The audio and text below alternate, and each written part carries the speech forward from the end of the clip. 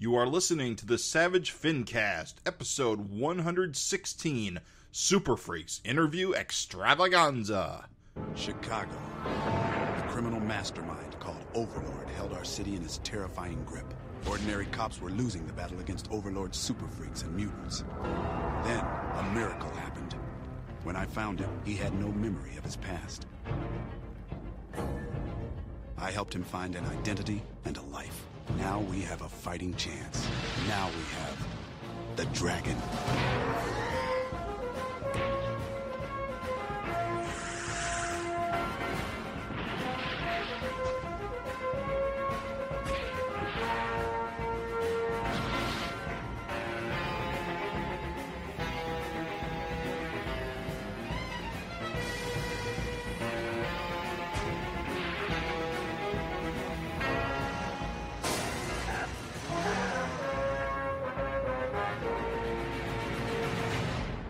This is the Savage FINcast, the show that seriously cannot believe how far we've come. My name is Jim Purcell. I'm Craig Olsen. Perez.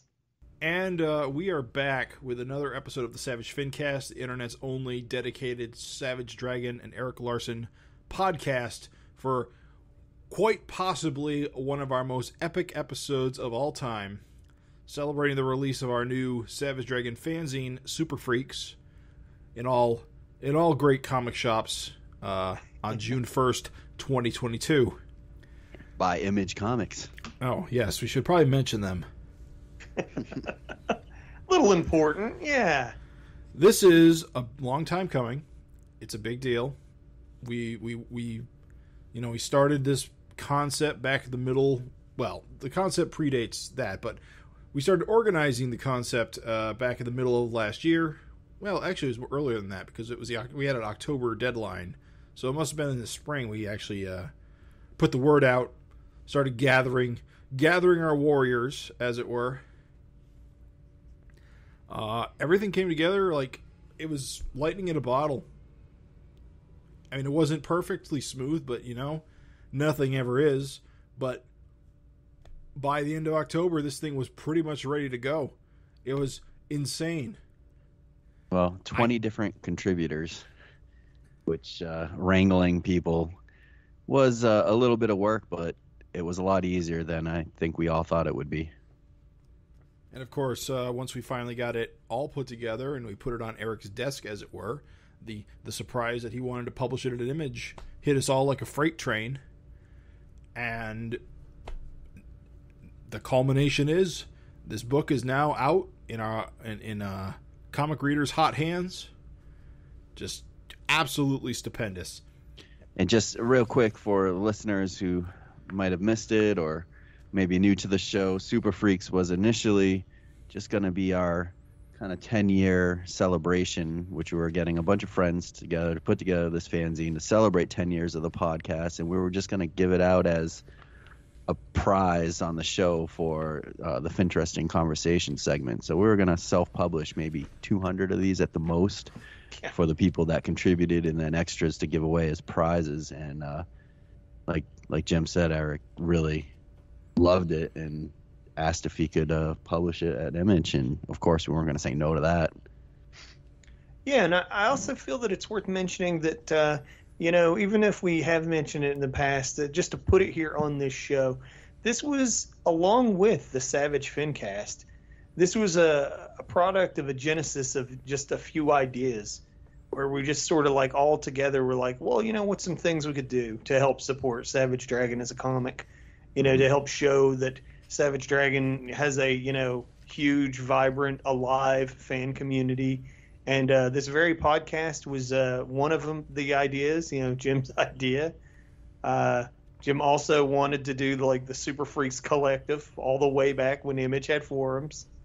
And yeah, man, it was just kind of like, it's really, I'm proud of, Jim, Craig, I'm proud of you guys for bringing this bad boy from just a thought, a spark of an idea to reality. It's in stores. We have the product in our hands. It's nuts.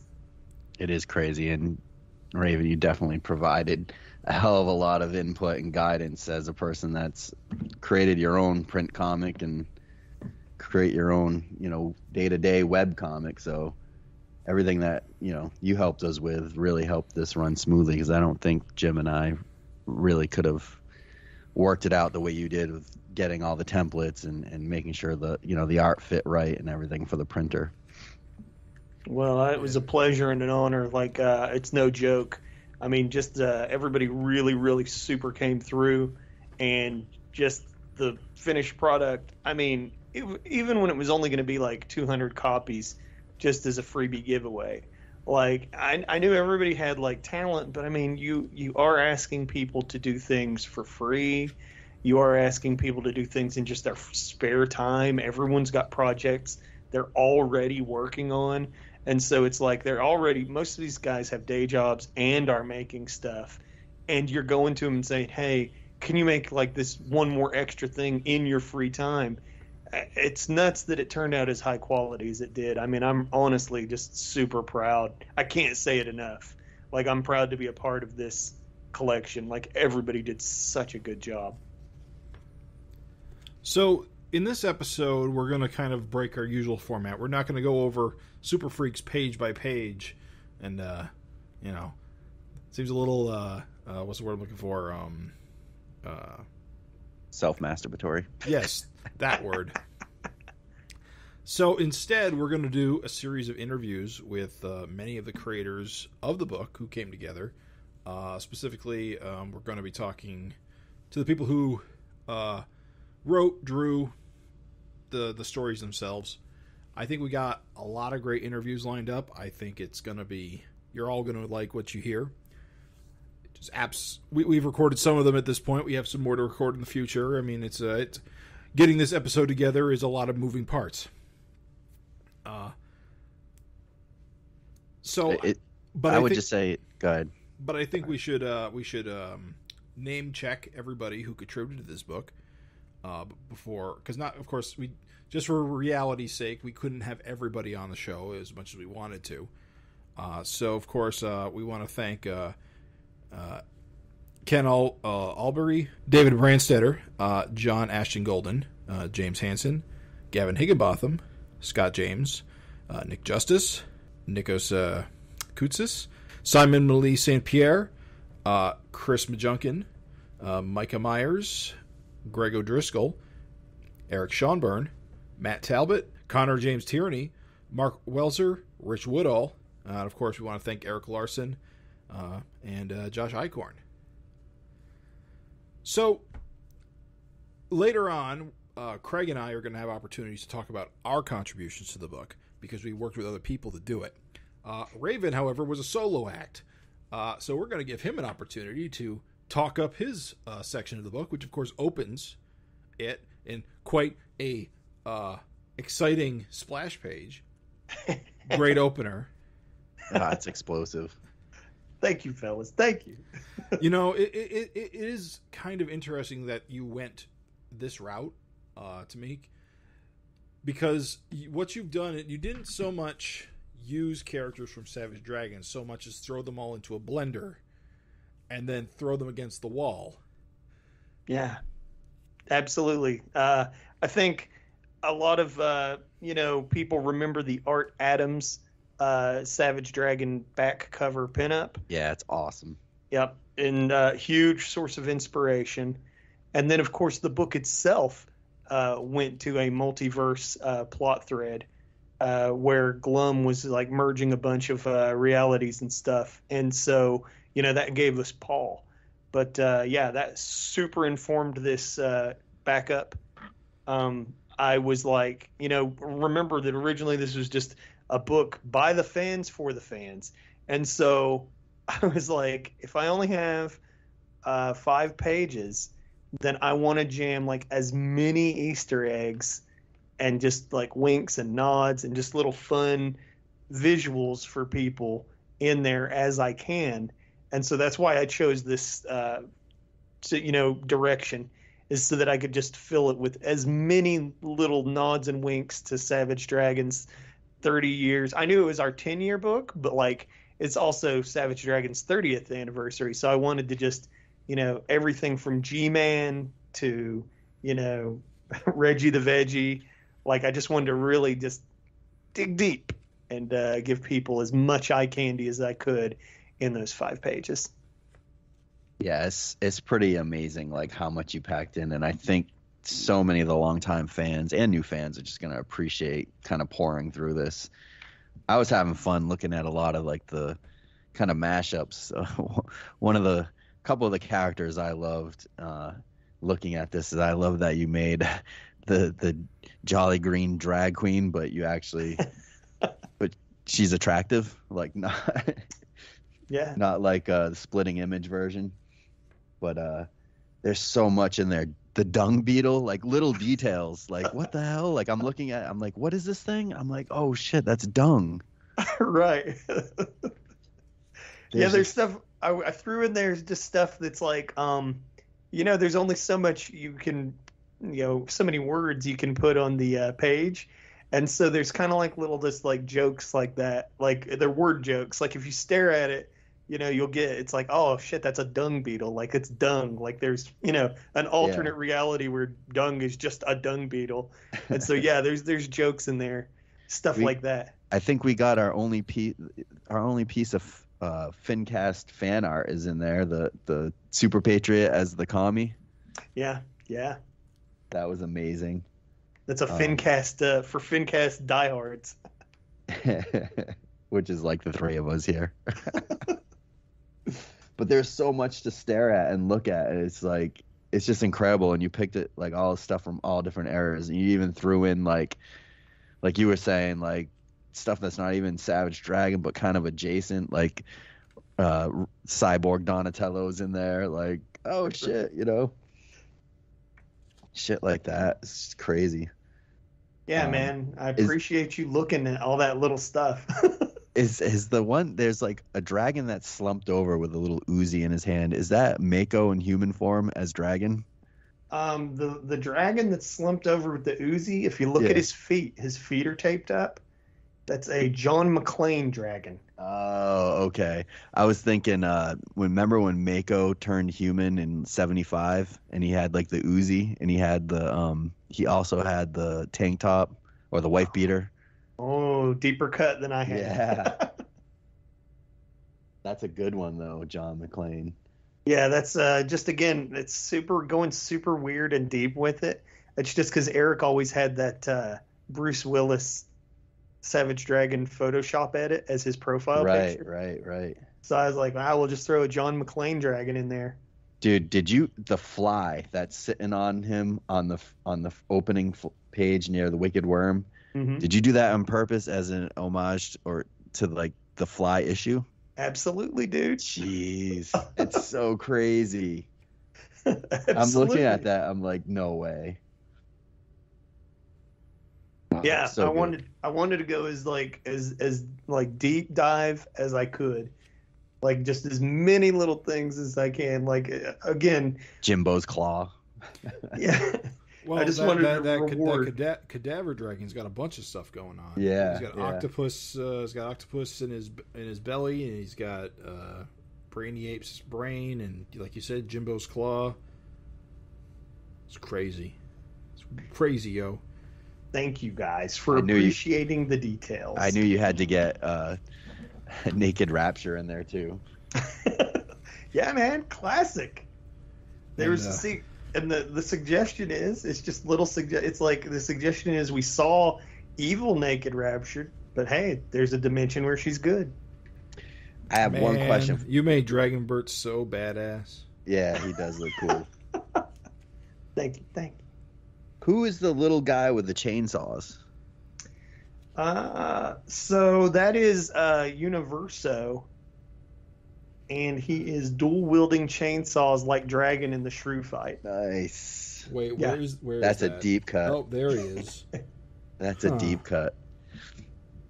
That's a merging of a couple of deep cuts. Yeah. So your story, though, it's pretty crazy. Like, at first, when you look at it, it almost looks like it's all splash pages. When you kind of dig into it and look, and your panels are just amazing. Like, the way they're separated and stuff is just so much going on, and you're just like, it's just, it just gives that feeling of just, millions of versions of dragons, just kind of just complete chaos all over the page, like things spilling out all over the place.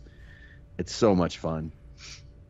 Yeah, and I when I was going through like stitching this thing together and trying to fit the stories in place, I knew that this story had to be first, because it had to just like knock you off your feet. And not that all the other stories didn't, but just the amount of craziness going on, and just thinking in my head, like, what is a Savage Dragon fan gonna want to see as like a celebration of Savage Dragon?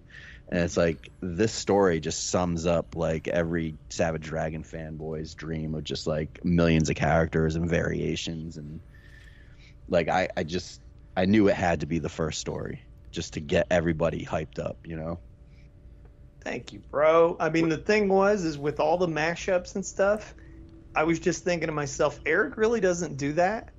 Like, he doesn't really do the mashups and the derivative, like, spin-off style.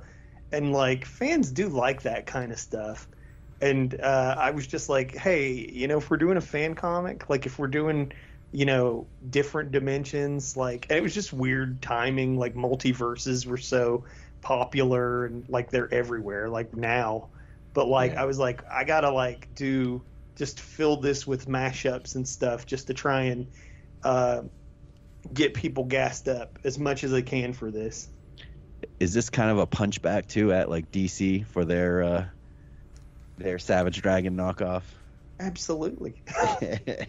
Absolutely. The thing is that, like, listen, the whole Dino Cop thing, at first it was cool. It was like Grant Morrison was paying Eric Larson a compliment, and then he literally did go and like compliment Eric and say he's done everything. And I was like, wow, that's cool. Like, two creators that I really super like, having a little love-in. That's awesome. And then it kind of, the new creative team came in, and it's like, hey, you don't really necessarily need to pick those Keep pieces that going. up. Yeah, that should was be one and done. Wink, wink. Yeah, exactly. And that was Grant's, like, compliment to Eric. Like, what is it when you, another freelancer who, I mean, no disrespect, but the guy's not Grant Morrison. It's like, what is it when you, another freelancer, go in and just keep this going? Then it becomes uncomfortable and not good. And so I was like, well, I'll just take this whole, like, Dino Cop pastiche, we'll make Prehistoric Cop. And then it's like, the story ends with his, demise. And it's like, hey, that's kind of what you could have, should have, maybe done. You know what I mean? You kind of did your own Howard the Duck thing. Howard the Duck, Leonard the Duck. No. Yeah. Oh, exactly. Yeah. Oh, man, dude, you're reading my mind. I mean, you are absolutely – you're picking up what I'm putting down 100%. Raven. So, Raven, is this X-Men Horridus? It is. Amazing. I couldn't not include her. I had to. Deepest cut. Yeah. For listeners who may not know. For when she was supposed to be an X Factor, is that? Yeah. When Eric, I think he had like a version of Super Patriot and Horridus on like a concept art for X Factor team. Yeah. Before he went off to do his own thing. We almost lost him to Marvel. That Super Patriot concept was in Spider-Man. That's Soldier X, right? Or whatever he's called. Yep. That's awesome, though, Raven. And I love Velociraptor. Do you have a name for the Horridus Dart? Yeah, you read my mind. What was the name you proposed? I didn't. I just said, do you have a name for Horridus Dart? Oh, I thought Jim had one. No, I said Horridus Dart as well. I was just gonna say Horridart. Okay. Yeah, it's workman, but it gets the job done. Yeah, there's if you want a fun one that maybe isn't super obvious, on the panel where it's Crack, Fool's Crack. Yeah. That is Army Ant getting busted in half. Oh, nice. Okay, yeah, with the all right, Camouflage. yeah, with the camo, yeah. Yeah. So and there's what's his name? Dragon Cellmate, Simon's creation. What's that guy's name? Yeah. Oh man, Simon's gonna. Yeah, Simon will bust our chops for not. Virgil. Virgil. Yeah, you see, he's got Bro next to him. That's so cool. Yeah, thank you guys. I mean, that's really what I want. I just wanted to just create something that like was visually dense and full of Easter eggs, and people could just pour through it. And if you've been reading the book for like just a few years, I mean, if you've never read the book, hopefully it's enough of a spectacle that you're just like entertained. But like if you've been reading the book since day one, then there's just going to be so many little things for you to enjoy. So that was my hope, and it sounds like you guys were picking up what I was putting down. So we should talk a little bit about some of the pinups in this book, since we're not interviewing most of the people who contributed to pinups. Of course, our back cover was by FINcast co-host Scott James. Yeah. It's unfortunate, though, that ultimately it originally was supposed to be a full bleed back cover, like a cover, but the switch to Image Comics required a barcode, which required the page to get adjusted. So now it's not a back cover, but it still looks great. Yeah, there's a few things on this cover I didn't realize until he pointed it out. Is that, well, one of them, this is kind of an homage to an unused Savage Dragon cover. I forget which one. It's one of like the Madman issues from like the Savage World. But the there's 3 shadows on the ground. That's supposed to be us, the hosts. Oh. Malcolm and Maxine versus the Super Freaks. Yeah, we are the Super Freaks, dude. And I love the UPC box with got the fin wrong. They got the fin wrong. It's great. Good likeness. A lot of the times, like, we're doing a lot of retros reviews, and we're doing the Savage Dragon 30th anniversary reread. And my God, there's some grisly, like, Eric Larson, like, drawings, like people trying to draw him. Yeah. Scott got it. Scott is awesome. Scott's a great artist, man. Like, yeah, I'm so glad he contributed the back cover. And, you know, keeping the dragon spirit alive, giving like the 70s trade dress for the back cover. Too good. And he got Nikos to color it, which, again, amazing. Yeah. And it's just nice to have, you know, both father and son, you know, front cover, back cover, representing, you know, just awesome of Scott to contribute in that way. Lucky to have so many like regular contributors contributing to this. Yes. Someone else I wanted to talk about quickly that we're not going to have time to interview, but did contribute a lot to this book was Matt Talbot. Matt really helped me out in terms of like the overall design. So like the cover of Super Freaks, he did all like the lettering, the design on that. He helped with the logo and adjusting that. He helped with the inside cover. I showed him what I wanted and what I wanted it to look like, and he worked his magic, which was awesome. He actually created that little fake FINcast image logo. The bullpen page, which I didn't think was going to become a reality because I didn't know how to make it happen. I just knew I wanted it. I asked him what he could do, and he threw that together for me, and it was just incredible. Even put together the fake ad on the bottom. What does it say? I have it in front of me. Hold on a minute. The Savage Dragon, you know, don't forget to buy 2 copies of. He put that together. And then he also did the fake T-shirt ad on top of all that. Which is incredible. I mean, it's so cool. I love it. It looks like an old school T-shirt ad. So he did a lot of work to help this become what it became, you know, to make it look as good as it did. One other thing is a quick kind of funny story.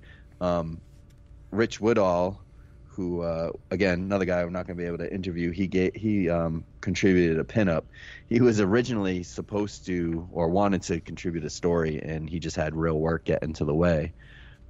He does comics for his own imprint off of, was it Black Caravan, off of Scout Comics? Yep. So he's a pretty busy guy, and he initially wanted to do a quick 4 or 5 pager, and he could only knock out the splash page, which we included as a pinup. And I was like, it's such a great pinup, but it's kind of confusing because it looks like it's the opening to a story. And so I asked Matt if he could throw something in like a Marvel Masterworks type thing in there. And so he put in this little scrolled piece, and I came up with Super Freak Showpiece just to kind of make it sound like a Marvel masterpiece. Nice, dude. And that way is no confusion that it's not an opening of a story. But again, little touches that Matt added that really helped us out. Very nice. Yeah, man. And while we're at it, there's we would be remiss. We kind of messed up last time. We were speaking, like Jim said, we're throwing the show together a little out of order. So we kind of messed up. We didn't quite get to tell this story with Mark for both the pinup in the back cover and the front cover. We really should have had Mark on for these stories, but just great stories for these. I'll very quickly tell the story about the back inside cover because I was more directly there and more involved. One of my favorite things of this whole comic. I love that. and then Craig, you got to tell the story about the front cover because it's just as nuts. But just very quickly, this back cover is with Malcolm facing Dart as the centerpiece, and then all the other figures around. Me and Mark had never really met before, and I just went up to Erie to do a convention with him, and we were just sitting around, and I was like, oh dude, Mark had at this point done Savage Dragon backups. I had done a Savage Dragon backup. I was like, we got to do a jam piece, and D Fish was there too, and so me, Mark, and D, we all jumped in. We all did different figures in this jam piece, and to be frank, my pieces were the weakest. Mark and D absolutely killed it. And then I was like, okay, well, you got to get this back to me, though, because I definitely want to work on my guys. My guys look terrible. And Mark's like, okay, yeah, no problem. Well, this became the pinup, which was it just was traveling all over. All of a sudden, Rich wanted to do a little bit. Scott James wanted to contribute a little bit.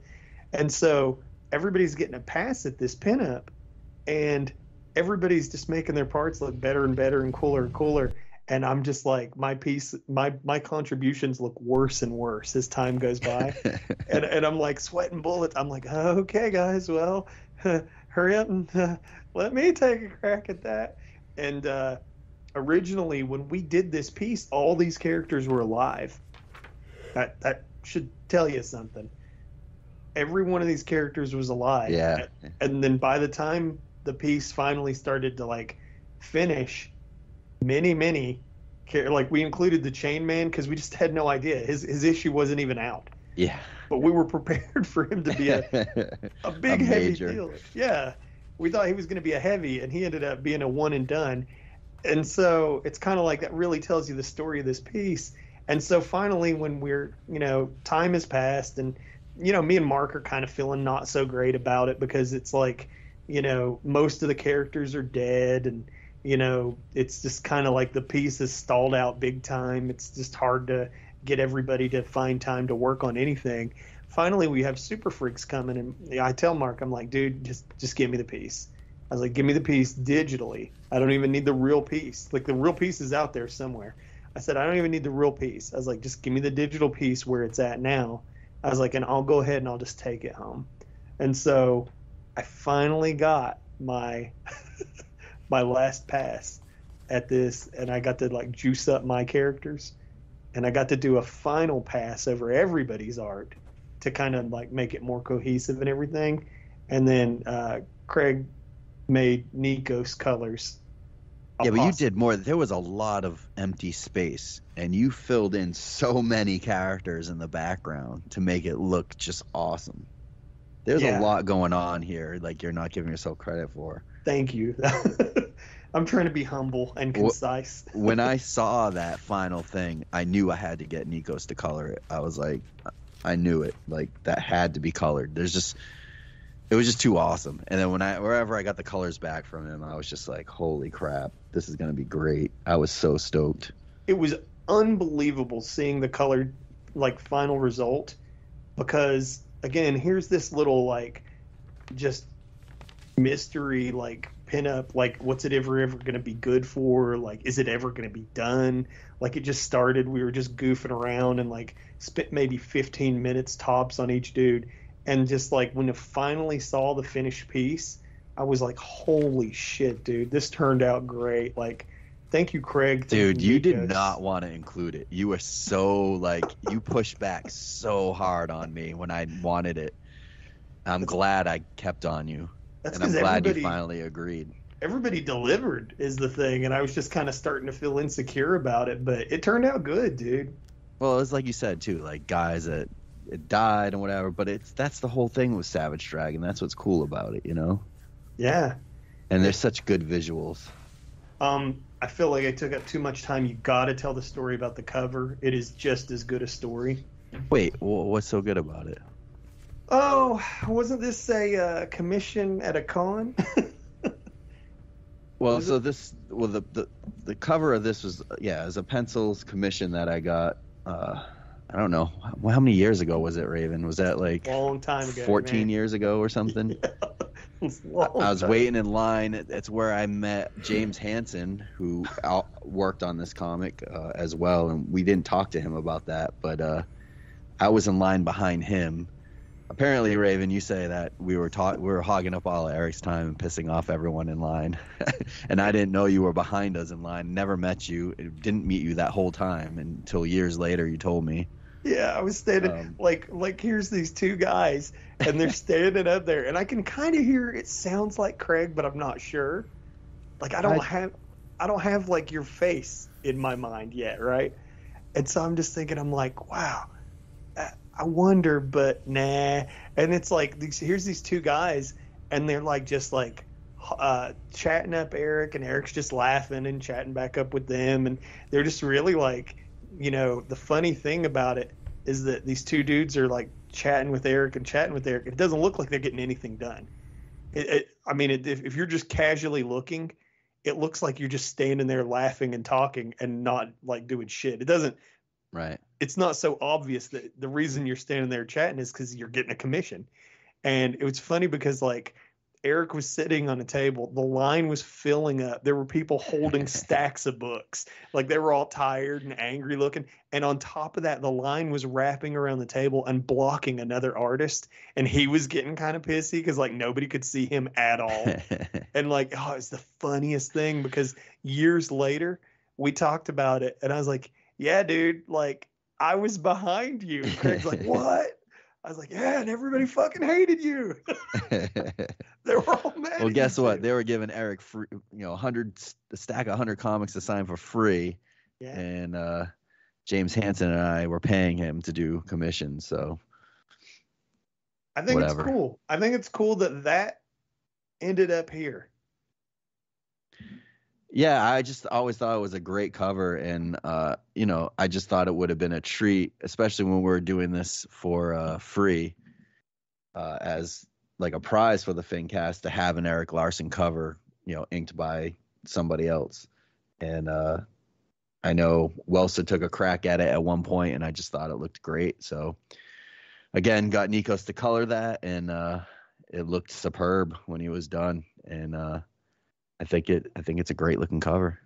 Yeah, it's absolutely incredible. I mean, it's a beautiful cover. I think that like the piece, the sentiment behind it is perfect because you have Eric pencils, but like, Mark's a pro in his own right, but he's still a fan. He's a huge Savage Dragon fan. And it's like just the marriage of Mark's inks over Eric's pencils. I mean, dude, it's perfect. It fits this comic. There couldn't have been a more appropriate cover. I think there's only a handful of guys that have inked Eric of Eric Savage Dragon on a cover, but it's pretty cool for Mark to have that. And I know he'll get embarrassed, but it's kind of just a really awesome travel, like a journey. Because when I met Mark at that con in Erie, he was kind of like down. He was kind of like, once I sell this stuff, I'm done. I'm out. And I was just like looking at all this art, and I was just blown away. I just couldn't believe it. I was like, this guy's incredible. And I told him when we were at that convention, I was like, dude, you don't need to give up. Like, you need to just keep going. Like, you're incredible. Like, your work is fantastic. And he's like, really? Like, you really think so? And then, like, all these years later, like, never mind, Super Freaks cover, like, Mark's like doing, Gods of Brutality, and him and Rich have a project coming up. And it's just, I'm really proud of, again, just the stories. There's so many stories. There's so much heart in this book. I mean, honestly, we're going to do our best over the course of this show. But if you guys just only knew how much heart there was in this book, it's unbelievable. So what do you say we get into it and get some interviews in? Let's do it. All right, so now we're joined by James Hanson and Greg O'Driscoll. Hopefully I said that right. The guys that brought you the Savage Dragon in Space 2-page story, which I loved. Welcome, guys. Hello. Hi. Good to be here. So, right off the bat, because we're all Savage Dragon fans here, what's your earliest experience with Savage Dragon? What brought you to the book? We'll start with. I'm gonna let Greg go first because I'm actually curious to hear this story myself. Okay. Well, I mean, I bought almost all of the original, like, early Image books, but it was very sporadic. Just a few of them here and there. It didn't, like, really grab me right away. Just a particular issue or a particular battle. The all splash page thing with Overlord, the cover with Widow. But what grabbed me was finally the God versus Devil issue. That's when I had to get every issue after that. It was just so over the top and so crazy. Right. Nice. How about you, James? I was one of those dudes that, like, when 1991 happened and those Image comics started hitting the newsstand, I was like, this is the new 1961, like, these are all going to be, like, the next Fantastic Four. So I was trying to get every number one. One of the ones I passed on was Savage Dragon. I saw the comic and I was like, why's this guy got a mohawk? It's not the 80s anymore. And passed. A couple months later, or I don't know, that's what it felt like. I was in the supermarket and there was the Savage Dragon versus Bedrock issue, or Badrock as he's called now. And I was a sucker for hero versus hero issues. So I got it. The art blew me away, just like most of his art did from Spider-Man. And, but it still wasn't enough to hook me.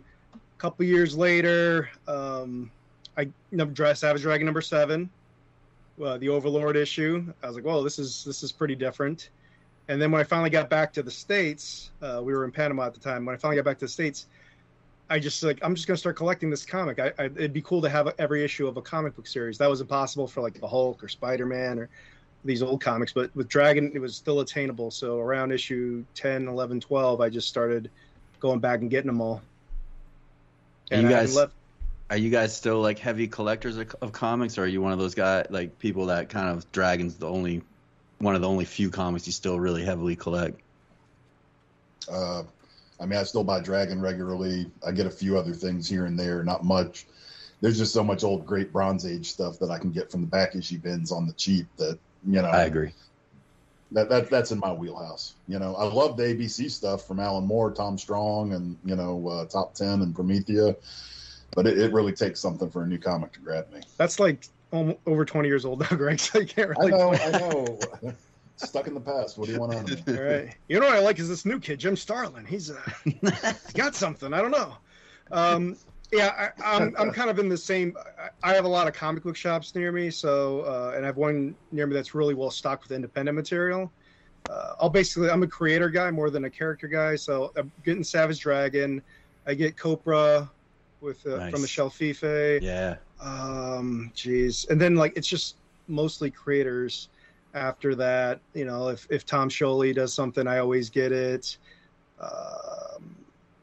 Just guys like that. Mike Allred, he's doing a new Superman miniseries, so I'm getting it. That's the only time I really buy the big tube, is if someone like that does something. Like I bought, Marvel Comics 1000 because Eric Larson and a few other creators I like were in it. That kind of thing.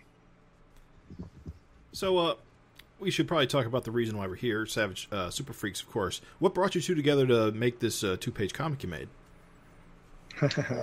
Savage Dragon brought us together.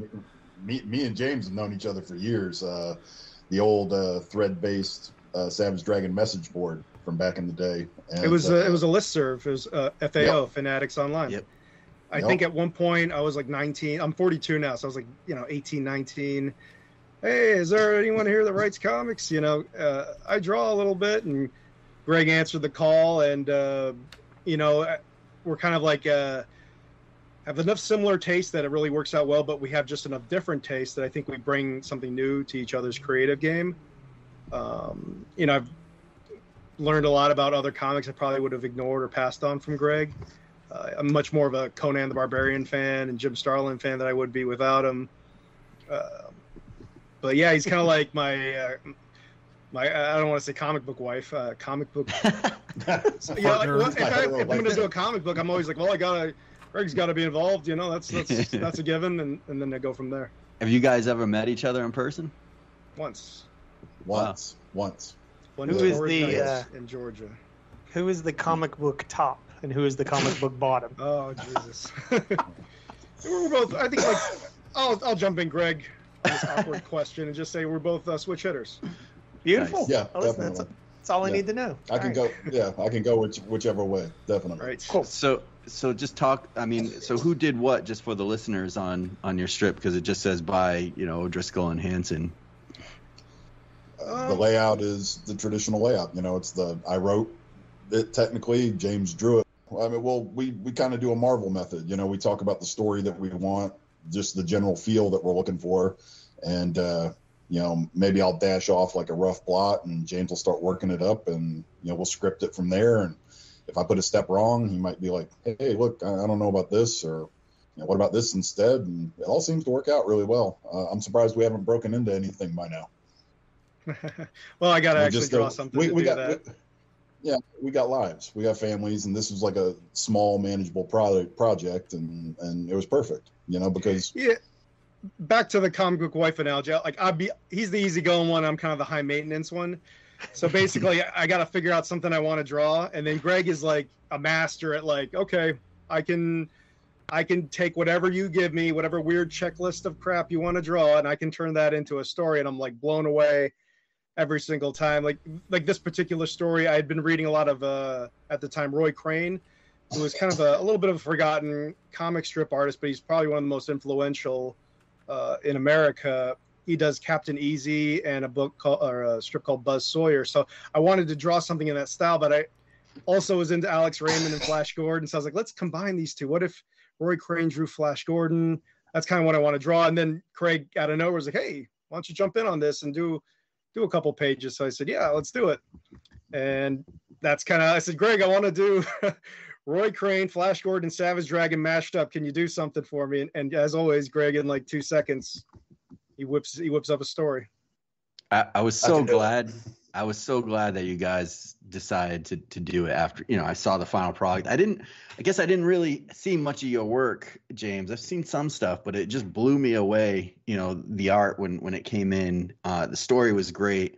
I know you were wavering at first, like, I don't know if I have time. I don't know if I want to commit to this. And it was like, wow, when it came in, it was just, it was awesome stuff. And the one thing I wanted to talk to you about is the era that you guys chose, because I know as a Savage Dragon fan, when Dragon went into space and it was like, oh, we're going to see like the Buck Rogers Savage Dragon, like I was all pumped on it. And then it lasted like an issue, I think. And I was like, got a cover and everything. Well, it was like the book was more on Malcolm's side. So Dragon was in space. We just didn't get to see his adventures. The book followed Malcolm. Yeah. We got to see him beat up his own son. That's what we got. Was that something that you felt the same way? Was it something you wanted to see more of? I mean, obviously you wrote a strip about it, so. Yeah, absolutely. I mean, to me, it was one of the biggest wasted opportunities in the series. I mean, don't get me wrong. It's Eric's baby. He's going to go in whatever direction, the whim motivates him. But I just feel like he's got a knack for sci-fi. The original Dark World stuff, the Brainchild, some of the Savage World stuff. I mean, there's a science fiction component to his work, and it was just weird to me that you have this great setup. You can have Malcolm on Earth and still have your Dragon on Earth adventure. You can have original Dragon leading his people as the chosen one, and it's like he just threw it in reverse and got back to Earth just as quick as he could. And I was like, why? Yeah. Man?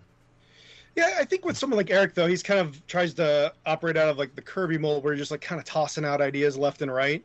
And some of the ideas I think he tosses out, he's not necessarily thinking he wants to follow up on. He's just like, I'm just going to kind of do it this way.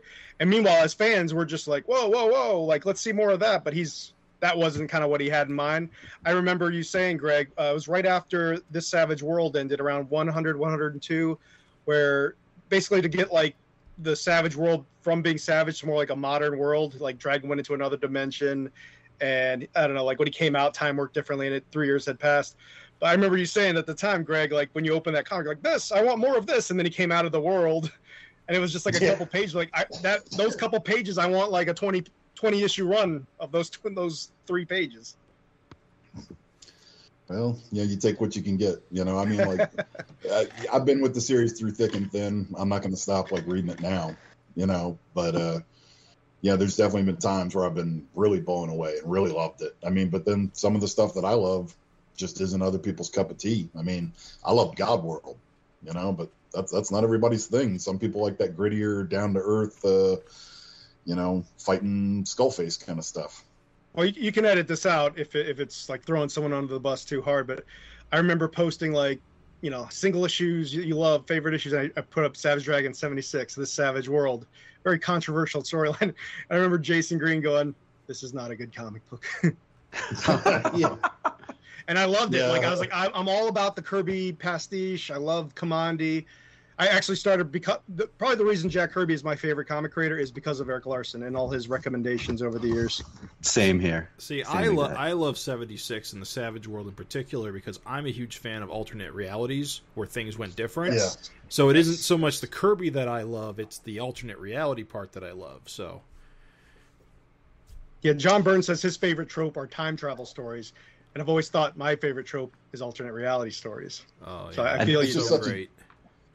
It's just such a jarring change, you know, like 76 is like whiplash, man. You know, you go from the end of the big Covenant of the Sword thing and crushing little Damien Darkwood's brain. And then, I mean, those last few pages of 75 were really something. And then, well, he didn't just switch like the world. He also switched his storytelling style. There were thought balloons. He was using like a grid that he hadn't really used before. It was like a very different comic book for a lot of people, but it just turned into a 70s Kirby comic. Like, you know, and it's probably different for me because I came in at 90, so really that's where I started, so I didn't get the jarring change immediately. Right.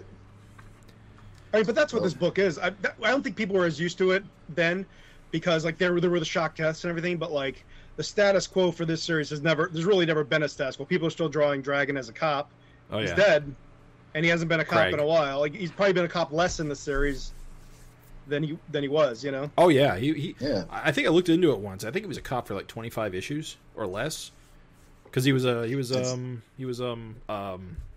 bounty hunter for a little while. Fired after Gang War. Yeah, he was fired after Gang War, and then he became the SOS leader, and then that was it. Yep. That was such an exciting time to be a Savage Dragon fan. I'll tell you that, man. Buying those issues off the stands, because up until that point, you know, every other comic book, like, it's the status quo forever, and then, like, he wasn't a cop, so you assume he's going to be a cop again. Then he's got a government, you know, it was just, like, such a crazy time to be a Savage Dragon fan, and just all these new characters. When that preview for 40 came, and he was wearing that superhero suit, and there were those dudes behind him, I was just like, whoa, what is going to happen? I was, like, frothing at the mouth every single issue.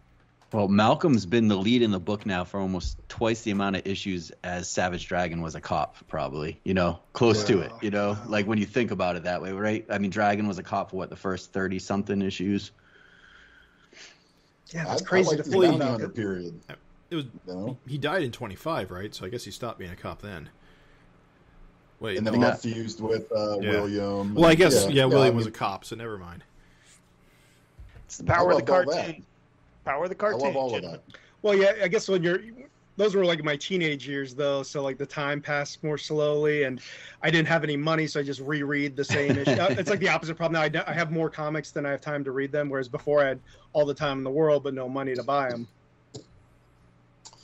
Well, I just had a lot of fun with it. I like the whole Dragon in Space concept. If he was to slap in a backup story right now that was something like that, I would go ape. And the thing is he's hinted about that in the past. He's like, if I ever want to revisit a past era, I can do that. I mean, he did it with this new guy becoming Mako, you know? Right, right. I mean, this is something that could easily slip in as a real backup and, you know, as a side adventure Dragon had that was never shown. Except for I don't know how you'd explain Skullface, but I'm sure you guys will figure something out. Oh, he's got an explanation. I'm sure. I do. Nice. You know, spoilers.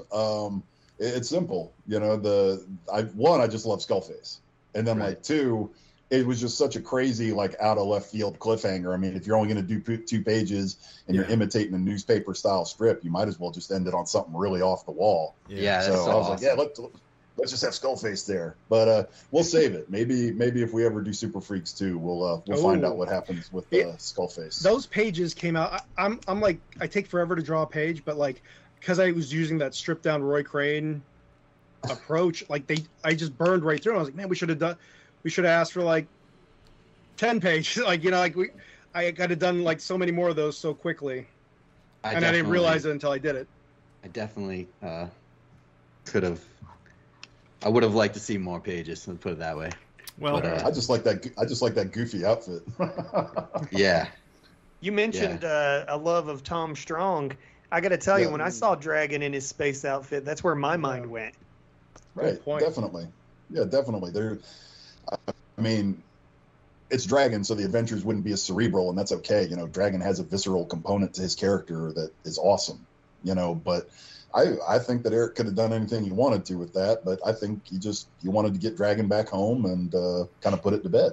I mean, the thing with Eric is like, you know, if he had the time, or if he was Jack Kirby's speed, I guess, or slavishness to the drawing board, like he could easily do like 2 or 3 monthlies, like as a writer in the Savage Dragon universe. He just doesn't have the time to draw them all. I mean, we see that with Ant coming out now. We've had a delay in Dragon because he's been kind of revving up and launching Ant. Really different drawing style too, very interesting. And I've been enjoying it. He's definitely got enough material, but that would have been cool, like a Malcolm in one series, then Space Dragon in the other one. I could have definitely plunked down my pennies for that one. Well, yeah, I guess that was kind of the premise of Super Freaks in the first place, was like an opportunity to just make fan comics of the parts that we wish was focused on more of. So, in truth, you've kept to the true spirit of the thing. So, yeah, and honestly, I was blown away. Everyone did a great job. Yeah, it was really, like crazy. Amazing. Well, we've got you here. We're gonna I just want to I didn't get a chance to praise you guys, but hey, listen, this is beautiful, beautiful art. I mean, fantastic writing. The cliffhanger with the skull face, just these alien designs, you know, on the crap panel where the aliens are just all coming all at once. Just great physical comedy, you know, where he's bonking the guy with the pipe, the wimpy scientist. It's just a lot. It's my favorite panel. The whole thing is it's just you used the hell out of these 2 pages. Yeah. And it's fantastic work, gentlemen. I mean, fantastic. Well, thank you. And actually, and I'm not just saying this because you just said it, but, you know, I was really blown away by your pages, and I'm pretty blown away by most of the stuff you post on your Facebook account. I love your ink style and your ink line. Inking is kind of like my fetish as an artist. I'll buy the same thing with drawn, you know, inked by different guys. It's really my thing, and I just really like your ink line quite a bit. Thank you, brother. I mean, your work is fantastic. Both of you. This is seriously. The other guys said it. I just had to jump in and say, thanks for choosing this era. I think it's fertile and just ripe for just doing a backup. And just like Craig said, I mean, I'm just echoing what he said, but that's what we're here. That's what we got you here for. Is that when I saw somebody did a Space Dragon art submission, I was like, hell yes. Yeah, yes. Same here. Yeah, well, right on. If anything ever happens, you can pretty much be guaranteed me and Greg will go 1 or 2 eras. That one or the Savage World one. He's going to either want to do Thundar or Flash Gordon. And when I say he, I mean both of us, actually.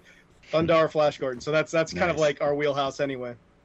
The one thing, what I found is it's hard enough to write a 5-page story and get where you want to go with 5 pages. 2 pages, I can't, you know, it's just, it's tough to get a decent story, make it enjoyable. I mean, that's right on for the story that you guys did. I love that cliffhanger, like you were saying, Greg, with Skullface. It just makes you want to be all right, well, how the hell did this guy get here? I need more. And that's how I feel. I need more. So you need to bug Eric to get you a backup. It's amazing. Greg is really an amazing writer. People don't know how many great ideas this guy's got, because it was just one night, you know, just chatting like this, and I'm only going to draw 1 page. I remember it was supposed to be 1 page. And then Greg's like, I don't know, man. What if we just... And he just, like, everything that was in the strip was just him kind of, you know, we'll just do it this way. And then I was like, well, I better make it 2 pages. I'm not going to fit all that into 1 page. Cool. Well, I want to thank you guys for jumping on with us and sharing your story. I know we all loved it, and it was great chatting with you guys. So it was a pleasure, man. It was a great project. Do you got anything else going on? Yeah, anything you'd like to promote, anything you'd like absolutely. to Throw it in there. Because I would love for as many people to get more of your stuff as they can. So throw it out there. Well, you know, just seeing this comic at Prince inspired us. We're going to kind of keep going with kind of the retro, you know, that kind of thing. And we're working on a comic. We haven't even really officially titled yet, but the 2 main characters are Doc Dinosaur and Tigress. It's set in the pulp era. I just posted one to the first page to my DeviantArt account. The URL is deviantart.com, Hanzo, Hanzo, -- razor. So you can see that first page there. I also have done some RPG illustrations you can look at. But yeah, I just want to pick it up and get more Greg's ideas out there through my art. Nice. Gentlemen, you mentioned, and I'm not going to eat up the last of your minutes with this, but you mentioned, hey, you know, we're normal guys. We've got lives. It's hard.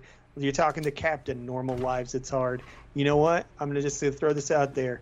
Make your comic whenever you can. There's no race. 1 page, 2 page. Before you know it, you've done 8 books. It adds up so fast. So just don't worry. Life never even Eric, as of this recording, we had like a 2-month hiatus. You know, between but like since January for Dragon. But it's like, hey, doesn't matter if you're a pro of 30 years or if you're just a nights and weekend guy. Life keeps us all slowed down, but get those pages in where you can, when you can, because you two are ready for the big leagues. Oh my God! So thank you, man. Thank you so much. James is my guy, man. He's my preferred dude. He's the guy I want to work with. So yeah. Again, and thanks to Craig for the invite and to Raven and Jim for putting this whole thing together. This was like a real cool experience. We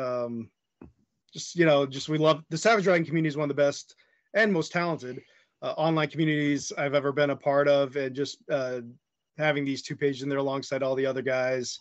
And you guys is just an honor. So thank you so much. Thanks, guys. Thank you, fellas. All right. Later on. See ya. Bye. All right. So now we have Nick Justus, who worked with me on the Spy versus Spy story, and Mark Welser, who worked on the Last Shot story. Welcome, guys. Hi there. Hello. Hello. I got to say, it's great to be back in the FINcast studio. That's right. We've actually had both of you on before. Nick, of course, was one of our earliest co-hosts, and Mark, we had you on here for Gods of Brutality interview, I believe. Yeah, and everything looks so much nicer than the last time I was here. You fixed the hole in the wall. That's good. A lot less cummy socks. There's still a couple.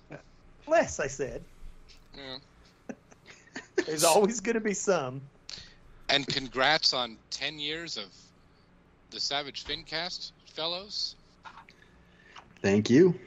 I know when you started this, I said, how are you going to make this last? You're going to run out of stuff to do. And you said, you all pretty much said in unison, like, if we ever run out of something to talk about, we'll just make our own book and talk about that. And now here we are. It's true. We are here now. So to kick us off, I probably had this question asked before, but how did you get into Savage Dragon in the first place? Mark, we'll go with you first.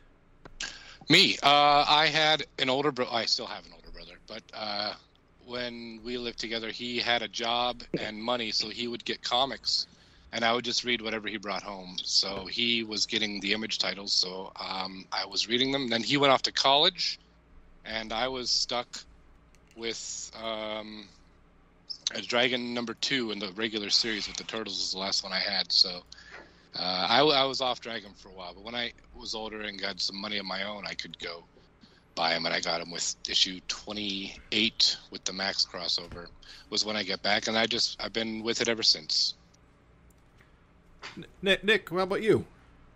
I followed from Spider-Man and the other Marvel guys that jumped ship and went to Image, created Image, picked up Savage Dragon miniseries issue 1, off the newsstands at the grocery store. Whoa. Nice, OG. Yeah, nice. The newsstand. So I suppose we should get into the reason why we're here, Super Freaks. Nick, we'll start with you and Craig. Yes, we get to interview Craig for once. Isn't that exciting? Wow. What brought you two together on this particular story? What? Who approached who? How did you come to the this particular type specific story you wanted to tell? Well, I guess I'll take for who approached who, because I approached Nick. I mean, I know I've seen his stuff around, and it's good stuff. And I had a particular story I was thinking of, based on the Savage Dragon cartoon, which I was trying to introduce to my son, who absolutely hated it. But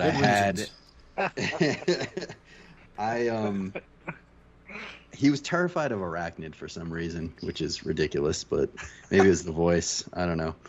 But I had Red Talon on my brain, and funny enough, I had remembered Welser's pinup, or I don't know, you had it on maybe one of the old Brotherhood of the Fin sites, like your Red Talon kind of pinup. It was just something I did for fun. Was it? Yeah, I was watching the show, and I said, somebody should draw her. What would she look like if Eric drew her? So I tried to do that. And it was just like, I think that's the only drawing outside of the cartoon of her.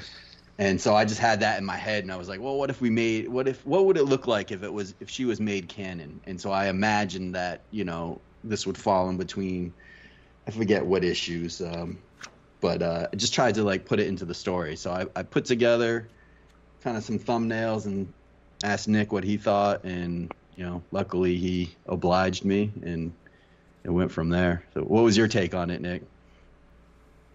Thank God for your thumbnails. Because if you hadn't have done those, I don't know what I would have done. And my approach was to take the archives, the Savage Dragon archives, mm-hmm. and lift as much from those as I could, swipe as much as I could, but do my own thing. But so if you go through my 5 pages, you'll find I had various issues over, probably eight of the archives. So you would use them for reference, like faces and poses and stuff? Yes. There's definitely a lot of intentional callbacks. Yes, definitely. Definitely, like the police department, the go-go freak outpost sign. I love how those things appear throughout the comic, and that was a big part when my layouts to have that, the actual freak post, the outpost. I love what you did, and you kept with all the smoke lines and all that stuff. One thing that we had talked about when we were making this is there weren't that many panels of War God, and I mean we still don't know really what his powers are, super strength or whatever. And it was just give him some Kirby crackle eyes or something. And I thought that was funny. We just kind of kept that through. But yeah, I don't know. I got a kick out of just seeing, Nick's take on Red Talon and actually seeing a few pages of her in action, getting to take a crack at all the Chicago cops. It was great. It turned out really good, Nick. I think it looks like it could be like a Savage Dragon Adventures spin-off book based on the cartoon show. It turned out really good. Thanks, dude. Thank you. Yeah, let me praise you guys. Thank you.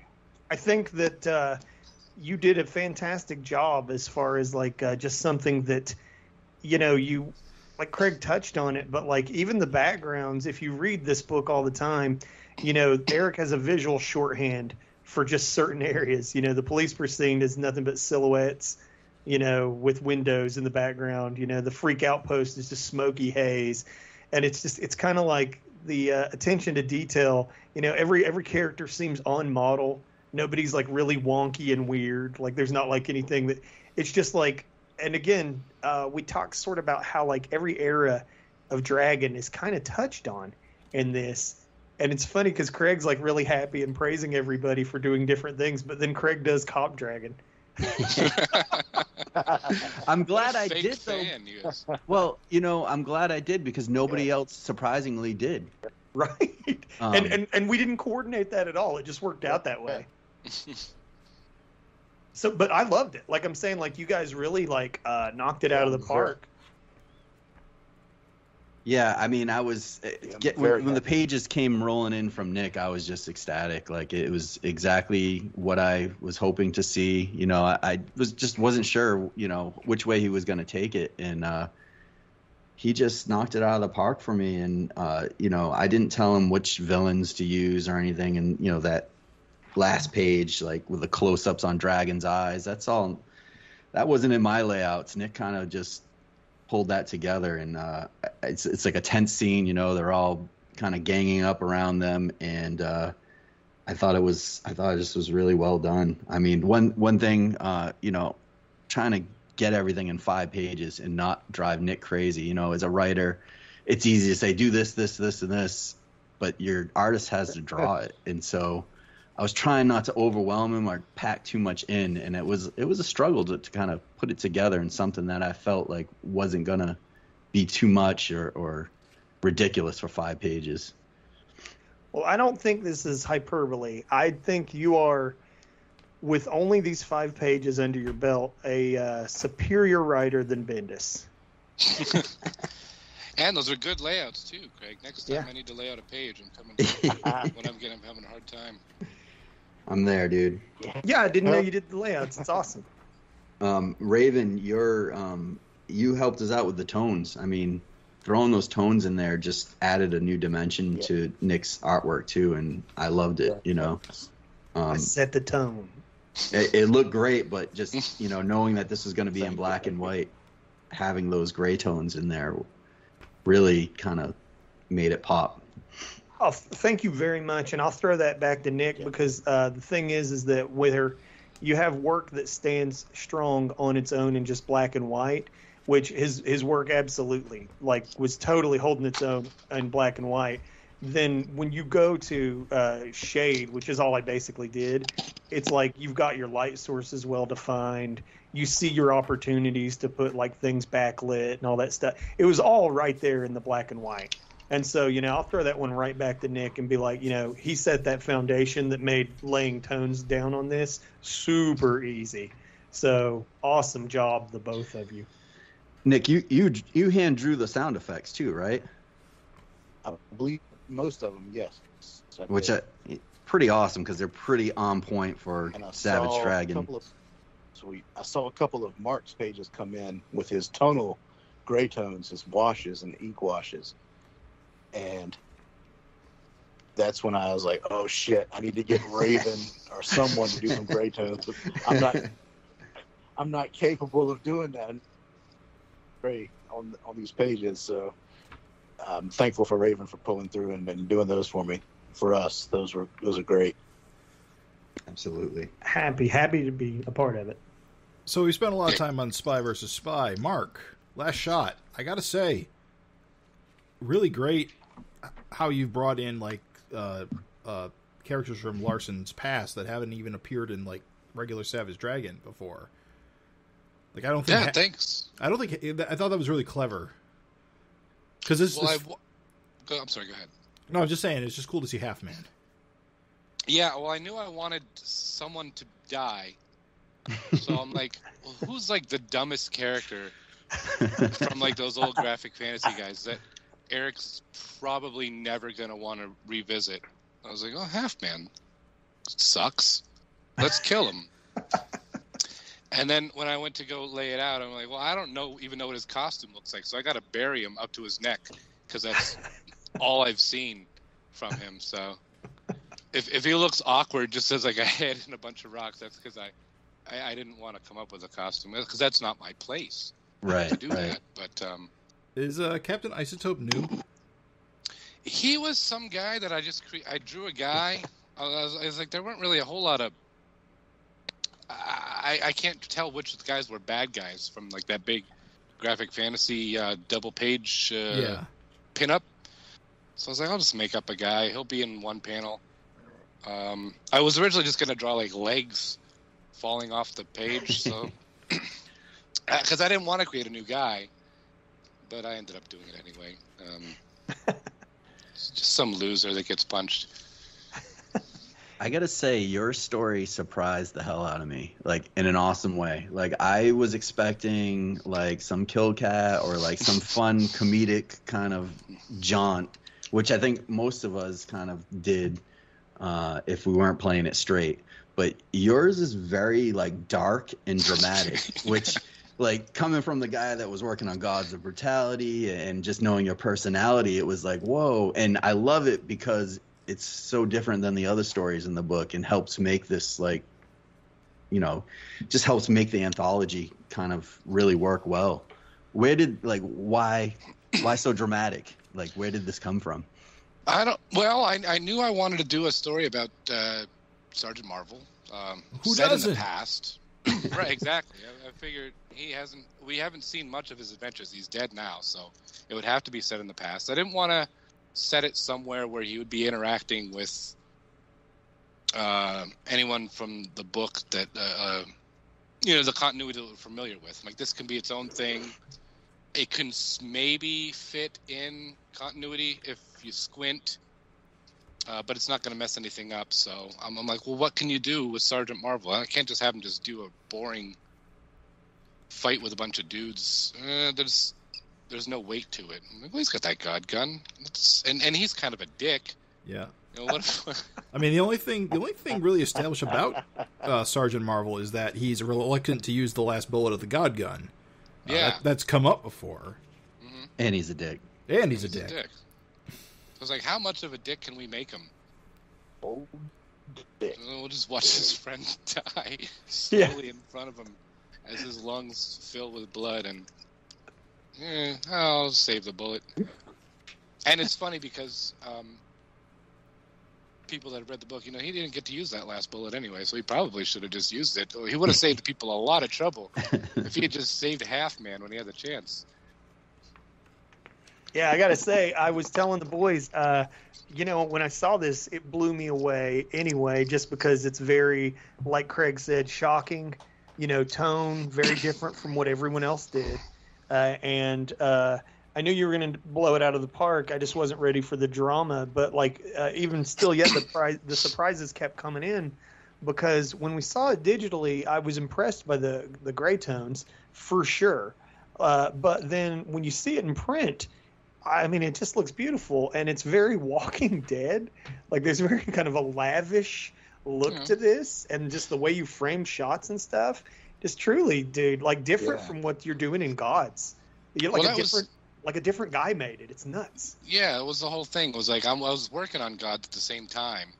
I was like, well, I want to do some pages for this podcast comic, and I have to get them done quickly because Rich will be mad at me. He's like, why aren't you working on your Gods pages? So, and I always wanted to try to do like a tin sale style. I don't think I quite pulled it off, but it was fun. And I was like, well, I can do big, heavy shadows and like no backgrounds. That'll get me through it. I'm like, well, if I add some gray tones, that'll make me cheat. You can cheat a lot of the missing backgrounds and stuff, make it look like you spent more time on it. So that was basically, it was just logistically, I needed to get it done. Beautiful. Yeah. Yeah. Home run. Thank you. Yeah. It's just so great to have you both contribute. It's just magic. Well, we're magical men.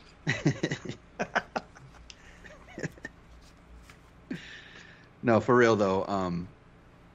I know that you were working on Gods of Brutality at the same time, and that's a paying gig, and so I know you were kind of wavering in the beginning, like and this was just going to be kind of a obviously not paid and wasn't even going to be an Image comic at the time. It was just going to be a little 200-page self-published thing. So, and for Nick too, with his paying gig, I mean, for you guys to take time out of working on your comics that are actually giving you money to do this, and you guys being established artists kind of led cred to the whole project, which I think helped push this, over the top.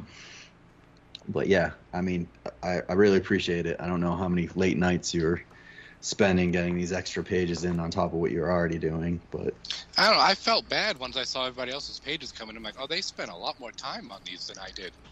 No, you don't need to feel bad. Neither you dudes.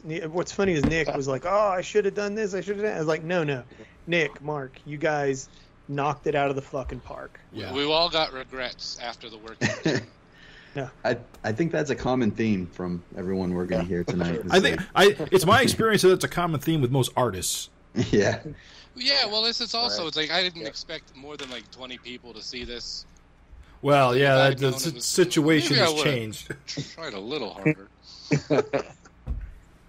Maybe I would have put a background in one of the panels. Would have been probably fine. I don't know. I like the ink wash thing you were doing for the backgrounds. I actually think it adds a lot of a lot of I was gonna say tone, but not tone. Sorry, moodiness. Yeah, mood. Atmosphere. Perfect. Literal atmosphere, clouds. I didn't even do the tones on the actual pages because I wasn't sure if you guys would be able to print them or not. I don't know if you guys are just going to be doing just straight black and white, if you're going to do grays. So I did them separately, and some of them were digital. So like the original pages are just the line work. Like none of those gray tones are even on the page. Seriously, both of you guys are some of the hardest working sons of bitches I know. Both of you are family guys. Both of you have other jobs. Both of you are doing comic stuff. I know I can't talk about Mark's secret projects and stuff, but he's always got a ton of shit going on. Nick, anybody who follows him on social media sees this man is constant nonstop hustle, like a goddamn sketch cover machine on top of every other comic he's making. So again, just thank you both for just taking the time. I know Craig said all this, but again, just thank you for bringing, just that polish and that pro that you guys brought along with you to your submissions. They're fantastic. They really, I think, take Super Freaks to a special place. Oh, thanks. There was no way I was going to miss it. So I was glad I could help out, participate. I'm glad you could help me out and let me be a part of it. I'm doing you guys a fucking favor. It was fantastic. Guys, thanks so much for coming on. Before we go, we asking everybody, please give us some way for other people to see more of your work. Tell us what you're promoting, where they can find you, all that good stuff. If you want to take it away first, Mark, go for it. Then Nick, please follow up.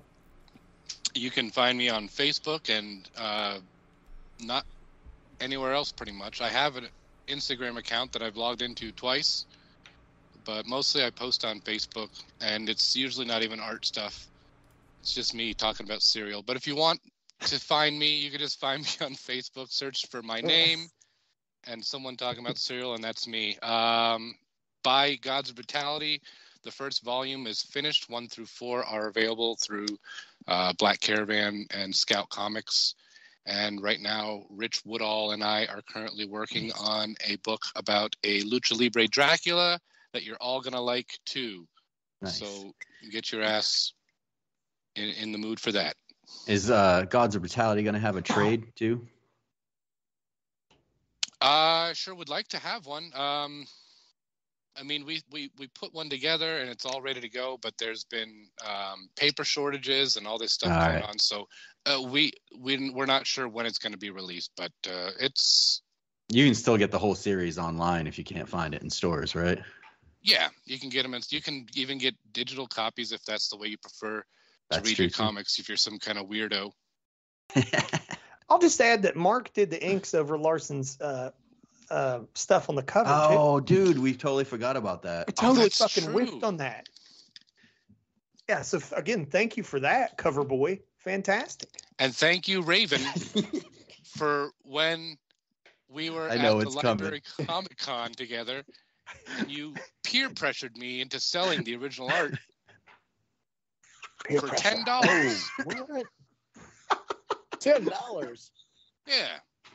That S and the A. Well, and nobody knew it was going to be used as a cover. It was just something that I inked for fun. And some guy was looking at my things like, oh, I'll buy this. He thought it was like a $10 print. And I was like, oh, that one's not really for sale. Raven's like, come on, man. You can totally do it again. This guy's a big Dragon fan. Sell it to him. It's $10. You're going to make $10 today. I guess you're right. Like, yeah. It'll be great. It's going to be going to a good home. And a couple years later, like, we're going to use this as the cover. Yeah, I still have the original, so you can do a cover recreation if you want. I'll just go. Well, I know where it's at. It's I can go steal it. Buy it back for $15. Yeah, I'll give you 12. I'll give you 20. Nick? Oh, yo. Yeah, let us know, man. What's your project? Art. I'm getting ready to start the next volume of Anne Bonny, the next 5 issues, penciling and inking that. Artwork for horror novelist Christopher Triana. Art for him. You can find me on Twitter, Facebook, and Instagram, Nick Justus Art.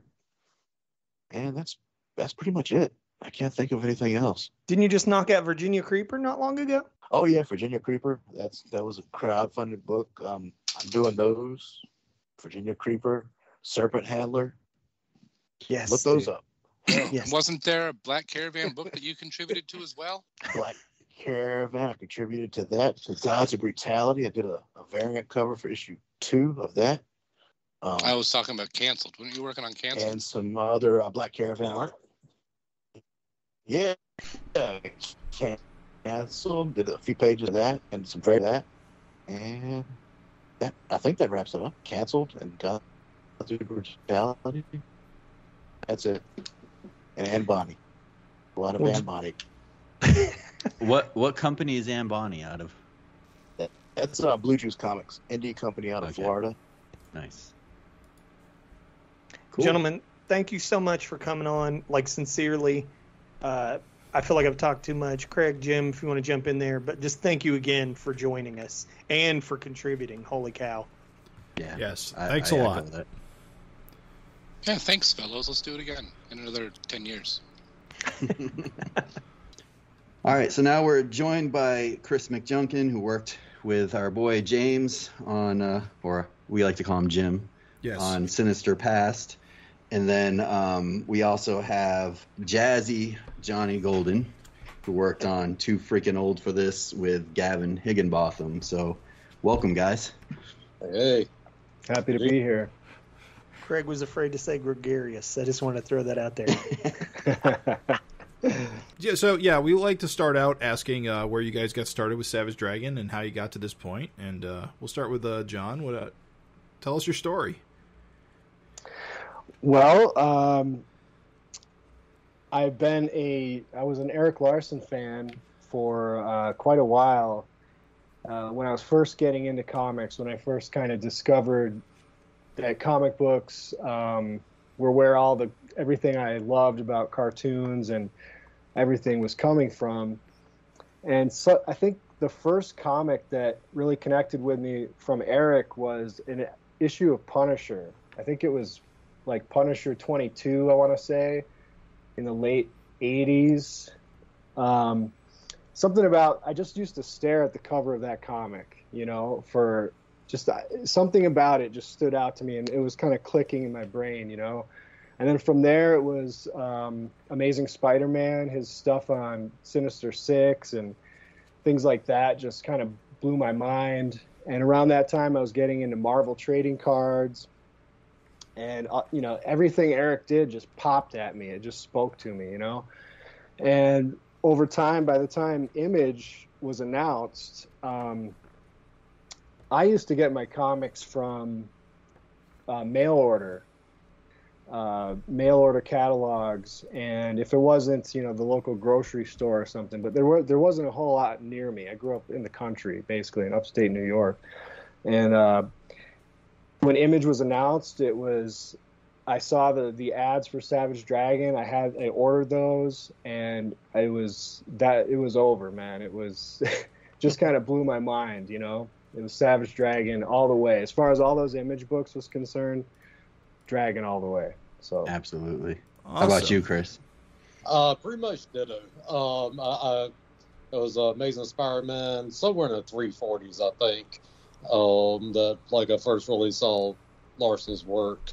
I was a big McFarlane fan. I was about 9 or 10 in that time period, and I was a big McFarlane fan on Spider-Man, and then on ASM, and then Larson comes in, and I even became a bigger fan of Larson's version of Spider-Man at the time, especially when he started doing the like the issue 15 with the Beast. I just loved that. It was a very different type feeling of the story, and then everything he did with the Revenge of the Sinister Six just blew me away. Just thought it was freaking amazing.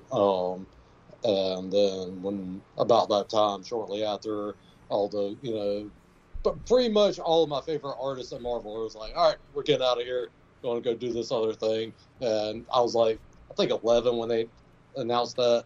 Now I turned 12 whenever it was actually coming out, and it just was the best stuff on earth, pretty much all those books. And then Savage Dragon is the one that I stuck with over time, because of just the vast universe that Larson was able to create with just this one series, basically entire universe of characters under one book, But yeah. I started out with Spider-Man.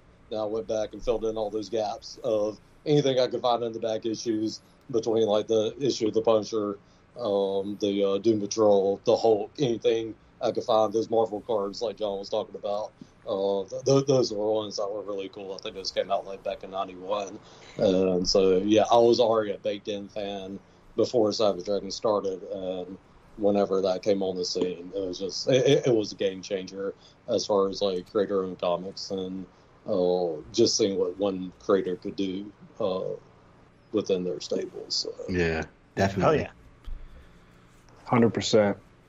So, Jim and Chris, why don't you guys talk about your entry into Super Freaks with Sinister Past? I'd like to kind of hear how it came together. Well, I was pretty much resigned to the fact that I wasn't going to be able to contribute because my plan had for actually drawing something myself had kind of not worked out. And then Chris just showed up saying you wanted to be in the book, and it just kind of worked out. I was pretty late to the game. I think Gavin recommended me pretty late in the game. But I was like, "Hey, cool! This sounds like an amazing thing. I wanted to contribute, but I died." And then, like, it just fell into place of Jim needing somebody, and just ended up really working out. Yeah, you were real generous too. You basically said, "Pitch you a story," and you seemed to take to it pretty easily. It was also awesome that Jim did layouts for it and everything. Made it very easy for me to see what he had in mind, because I've worked with a lot of different writers over the years, and everybody has their own ways of, be it just a script breakdown, whatever. And, I like seeing the visual representation that Jim with all the layouts. What was, just curious, that was okay, right? That was something you actually liked, was providing the layouts like that? I love that. I love seeing just the more information, the more visual representation I can get. I dig that personally. Because Craig did the same thing with his story. Yeah. Oh, nice. Yeah. I personally cribbed the concept from Keith Giffen, the way he does. All of his stories, as he thumbnails everything for his artists. Right. That's why I kind of gravitated towards doing it that way.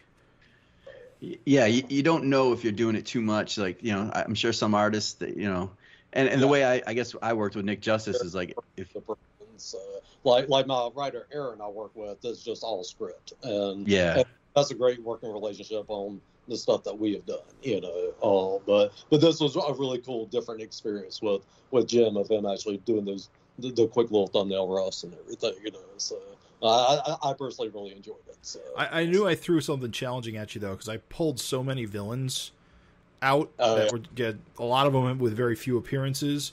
I just wanted to see a bunch of villains that we haven't seen a lot of in Savage Dragon. That's kind of why I did this story in the first place.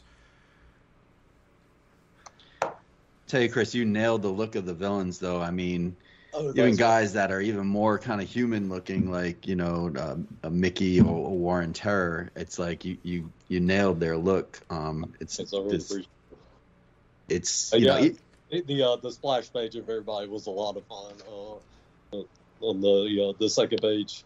Sorry, I'm flipping through the book here right now. So. Yeah. Please do. I mean, I am. Hell yeah. Your Malcolm. Your Virago was... I feel like. I'm sorry. I was just going to say your Virago was on point. Yeah, absolutely. Look, the best she's ever looked. I don't know if she's ever been drawn from behind like you did too, figuring out where that hair goes. I'd actually forgot about that. That was an interesting. Because like Jim sent over references for all the characters. Because like I think what Virago was from issue 2 of the ongoing series where the turtles appeared, if I'm not mistaken. Yep. And this one other appearance later on. I can't remember the issue number. Am I remembering that right, Jim? Yeah, they show up when on the honeymoon, I think, with Malcolm and. That's right. Yeah. And but I don't think there was any shots of her like that hairstyle from behind. So that was an interesting thing for trying to figure out. I want to say the best thing about this book, Super Freaks, is that everyone that contributed, like you guys just kind of attested, are huge fans, and so people got the characters right. You can tell that people enjoy the book, know the book. It's not someone just jumping on and giving Malcolm normal proportions and him wearing like Doc Marten, or whatever it is. It's like someone that cares about what the character looks like. And your Malcolm, I could see like is dead on. A lot of people could screw that up. It's not as easy as probably you made it look, but I love that. It's just all the characters. You can tell it's not Dragon, which is the big thing. Yeah. Definitely. And your Maxine is also fantastic. Oh, thank you. Very good, I love the callbacks, like your first panel, which has appeared a few times. I think, Jim, you were saying there's another panel that might be a callback that I'm not sure. Well, okay, so it's not a callback. It's a reference. Well, actually, I made a few references. That window thing was something I wanted right off the bat. I provided like references because that was in the graphic fantasy with Paul, and that was again. Arson's done that reference 2 or 3 times at least. Yep. The other reference, of course, was Malcolm saying Shazam because I thought that was funny. Okay, yeah. That was hilarious. But the other references is there at the end when Scourge is disintegrating away and he says, "You cannot kill what does not live." That's a Judge Dredd reference. To anyone out there? That's something Judge Death says all the time. Nice. Because I had to throw a Judge Dredd reference in here somewhere. Fantastic. I mean, the whole thing. Like, here's the thing. We've said multiple times in the interviews we've done, sorry if it's redundant, dear listeners, but it's just a challenge. It's a challenge to execute a satisfying story in 5 pages. Oh, yeah. And Jim threw a hell of a burden on your back, Chris, with all these villains. There's a panel on the right-hand page where the top panel says whoosh, and Malcolm's getting blasted. And then that bottom right panel with just all those villains jam-packed in what is basically what amounts to be like a Post-it size. And you did it, man. You made it work. Everything reads clean. Everything reads clear. All the details there. I mean, this is just a beautiful submission. And again, Jim, just a fun story. Just writing it, the 5-page format challenges, especially in a story like this, you have to like really condense. Mm-hmm. You got 1 page for setup. You got 1 page for establishment. You got 1 page. Well, in this case, you got 1 page for Malcolm to be on the back foot, 1 page for him to be back on the front foot, and then wrap up. And that's kind of how I went into it, going, I got to hit these 5 beats, and I got 5 pages, so I've got to do it in a page. One thing, Jim, I want to add, which I love, and a lot of the stories did it, was the second page kind of surprise element. So flip the page, and it's like, oh shit, and so one of the challenges of laying this book out with all the stories is to try to get the stories to line up that way, so that the second page is that surprise flip. So you see in the book, a lot of times you had to put like pinups between stories because they're 5-page stories. So it's all, you've got to even it back out so you can get that surprise flip. But that's something Larson is a master at, and I think you guys kind of really nailed that. Thank you so much. So John, your story. Yes. A bit about that with Gavin. How did that come about? I was reflecting on that earlier. If I recall, well, I saw you guys posting about this whole project, and if I recall, I think Craig might have reached out to me and sort of invited me officially to participate, if I recall. Yeah. Which was awesome. I really appreciate that. Well, I saw your Freak Force pages that you were doing for, I think it was the, what was that? The Image? Image Grand Disaster. Yes. Which was the kind of, mate of Image Grand Design. And I know Gavin was looking for somebody. Like, we know Gavin can write, and he was looking for someone. And I saw your Freak Force page. I was like, this guy would be awesome. So I reached out, and luckily you said yes, and yeah. And then I let you and Gavin just went off and did your thing. So, I mean, how did that work out?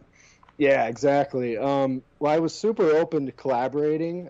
I like Chris was saying, I really enjoy working from scripts, and I just enjoy that whole process. And so when Gavin and I started chatting, he's like, well, what characters do you want to draw? And I'm like, well, I love just obscure D-list characters or characters we haven't seen a lot in the book.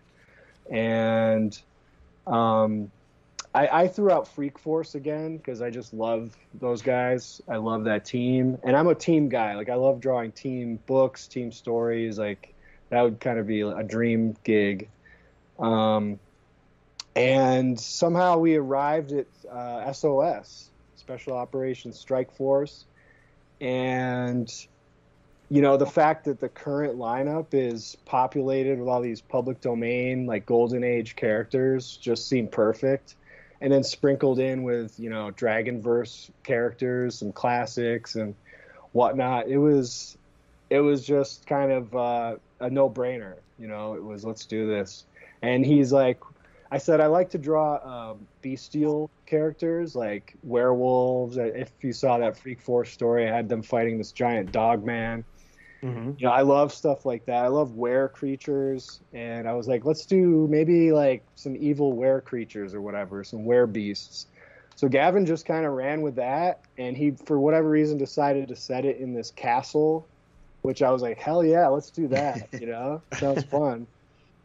And that's kind of how it all developed. Yeah. One of the things with your story that is pretty damn awesome that separates it from the other stories is you're the only one in the book that's got a double-page splash, which is pretty cool, especially when you have 5 pages to work with and you've got a double page. And the way you made it work, especially with like you see Silver Streak kind of running through the page was pretty damn cool. Oh, I love that. I love super speed characters that are presented like this. That's really cool to hear that. Yeah. I'm pretty sure Gavin, put the double page spread in the script.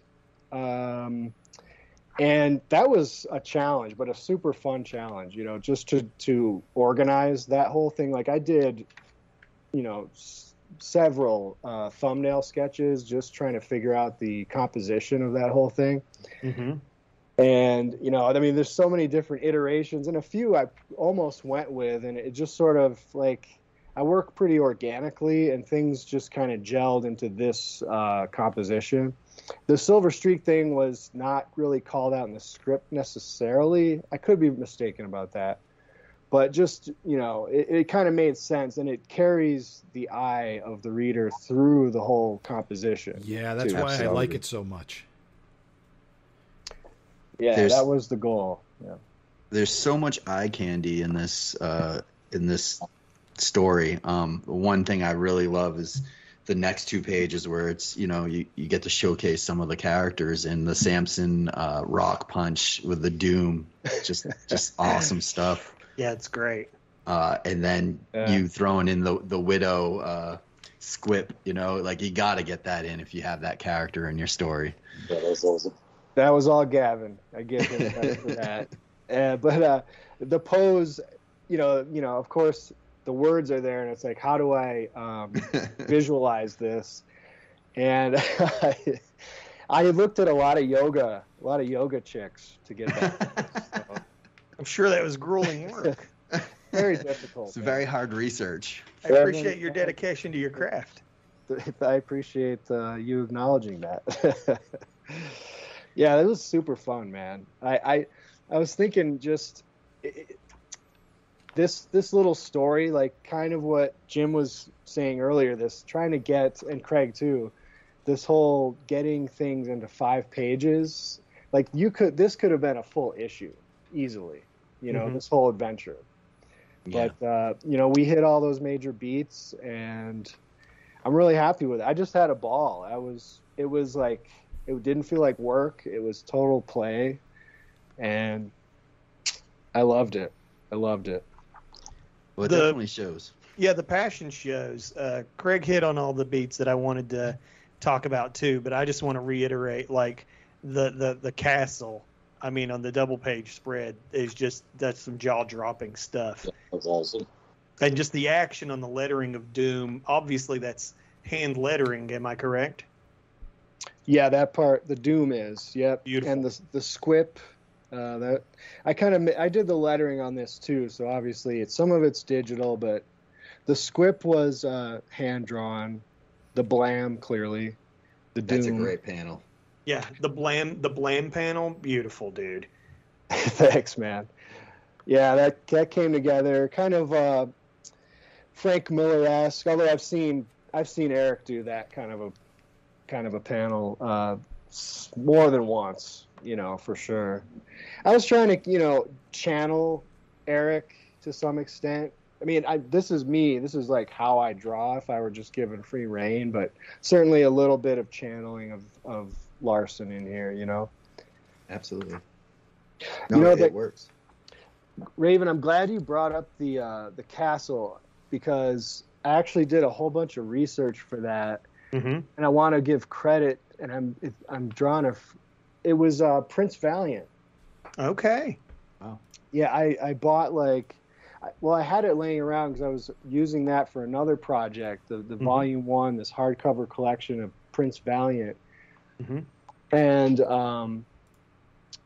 I looked at castles in there and just I was just blown away by that art, and just kind of cobbled that together to kind of design this castle.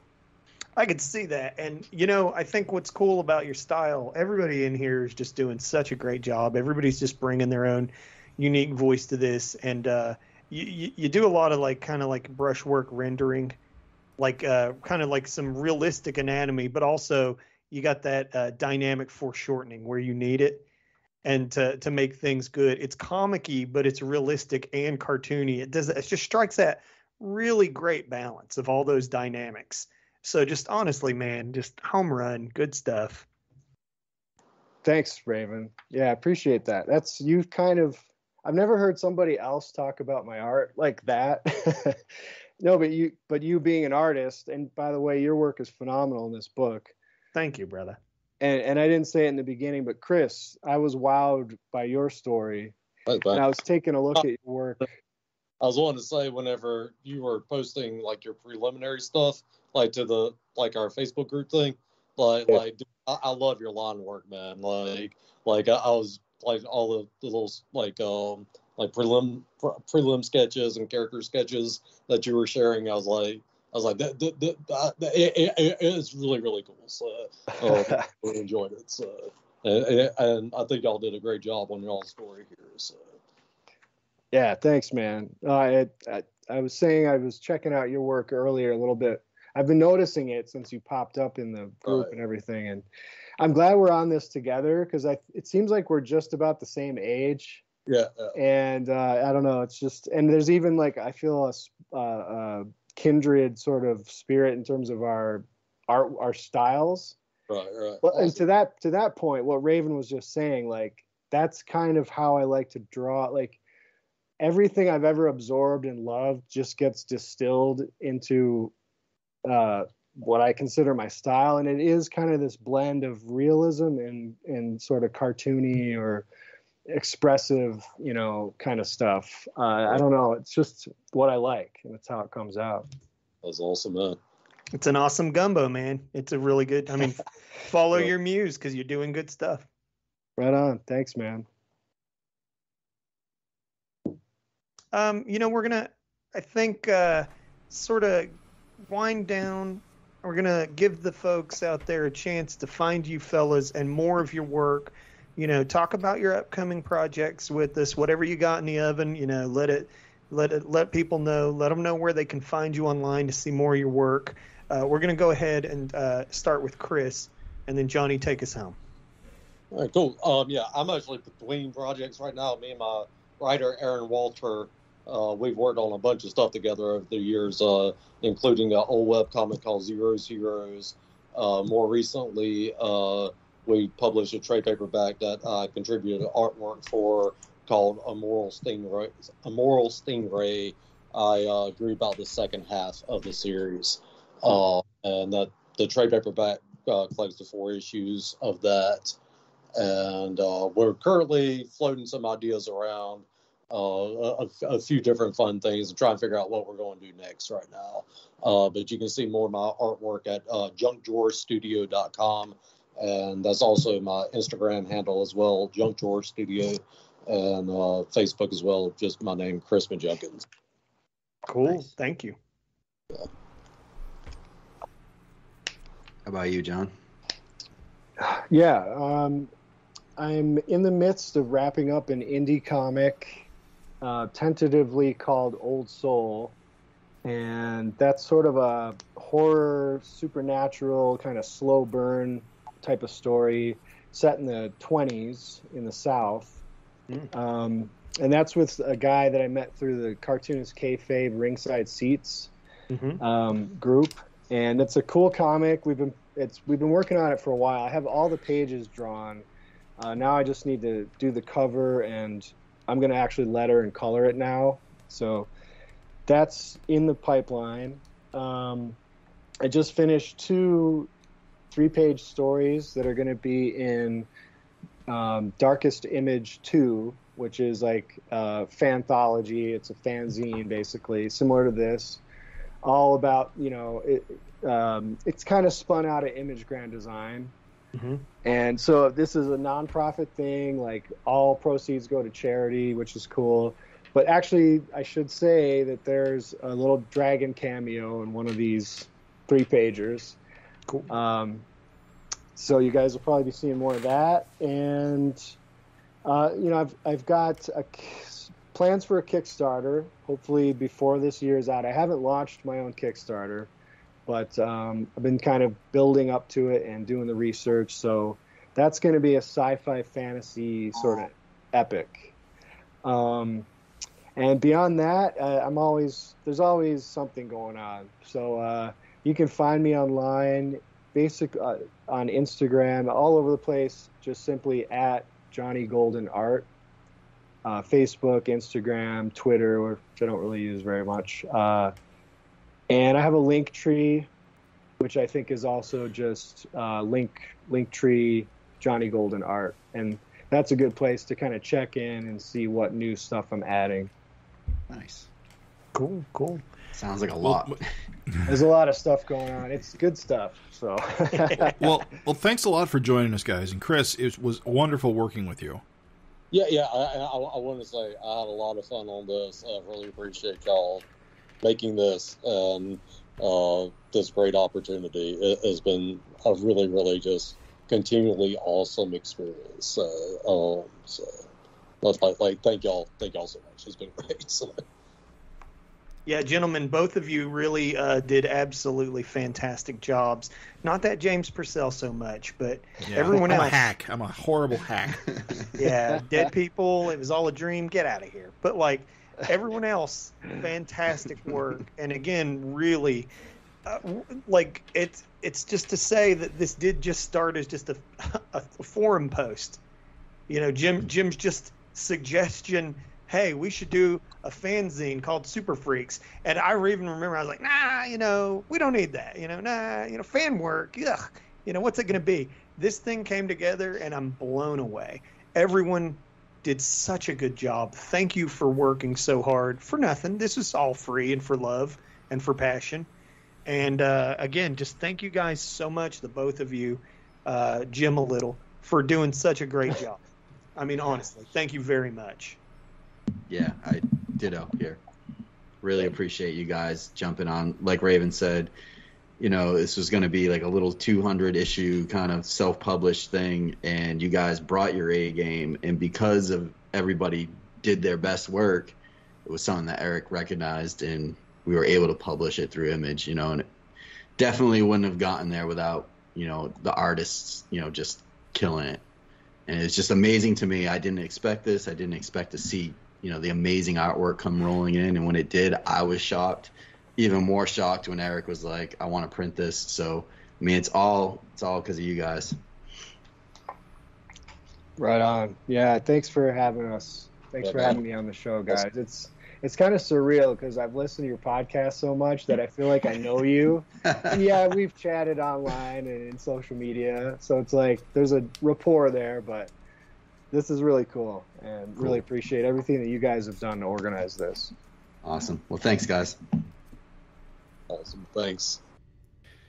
All right, so Connor Tierney's joining us. He's a writer and artist of the Good Wife story in the book, and also did a pretty keen pinup of Paul Dragon.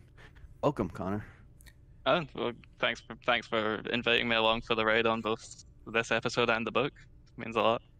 So the first thing we always like to ask our guests is, how'd you get into Savage Dragon? What was the impetus for you? So, it was around about 2017. I'm like a fairly recent fresh face. Adopter. Yep. So it was the tail end of Invincible. I'm pretty sure the last issue, Kirkman had noted that Savage Dragon had been like a huge influence on Invincible. So I was like, oh, I've heard of this. I'll give it a try. And so I picked it up from issue 1 through the archives, and I was like, man, this fucking just isn't for me. I'm not a fan at all. It's just not gonna happen. But then I was going to visit family at one point a couple of months later, and there was like a bunch of back issues that were, back issues at the time, of the more recent stuff. So it was 235 through 239, I think. So that's Buffalo Stew through to the Demonoid Invasion. Okay. The only issue that was missing from that was the Bill Watterson one with the kids. So there wasn't too much to miss there, but so I picked those issues up, and I was like, holy shit, what a fucking idiot I was. This is the best thing ever. Buffalo Stew issue, like, instantly kind of captured me, because unlike any other book I was reading at the time, this felt like a complete story from beginning to end. With, it's a complete story versus what you would find with, like, other ongoing books where it's like, oh, here's one plot development for the whole issue and a fight to fill it up that then is effectively just written to fill up trade space. This was like, the first comic book I'd read in a while that felt like trying to be a comic book and, not a part of some saga that's going to be ignored by a writer later down the lane. But I was just really smitten with it. And it's so where Malcolm was kind of my first dragon.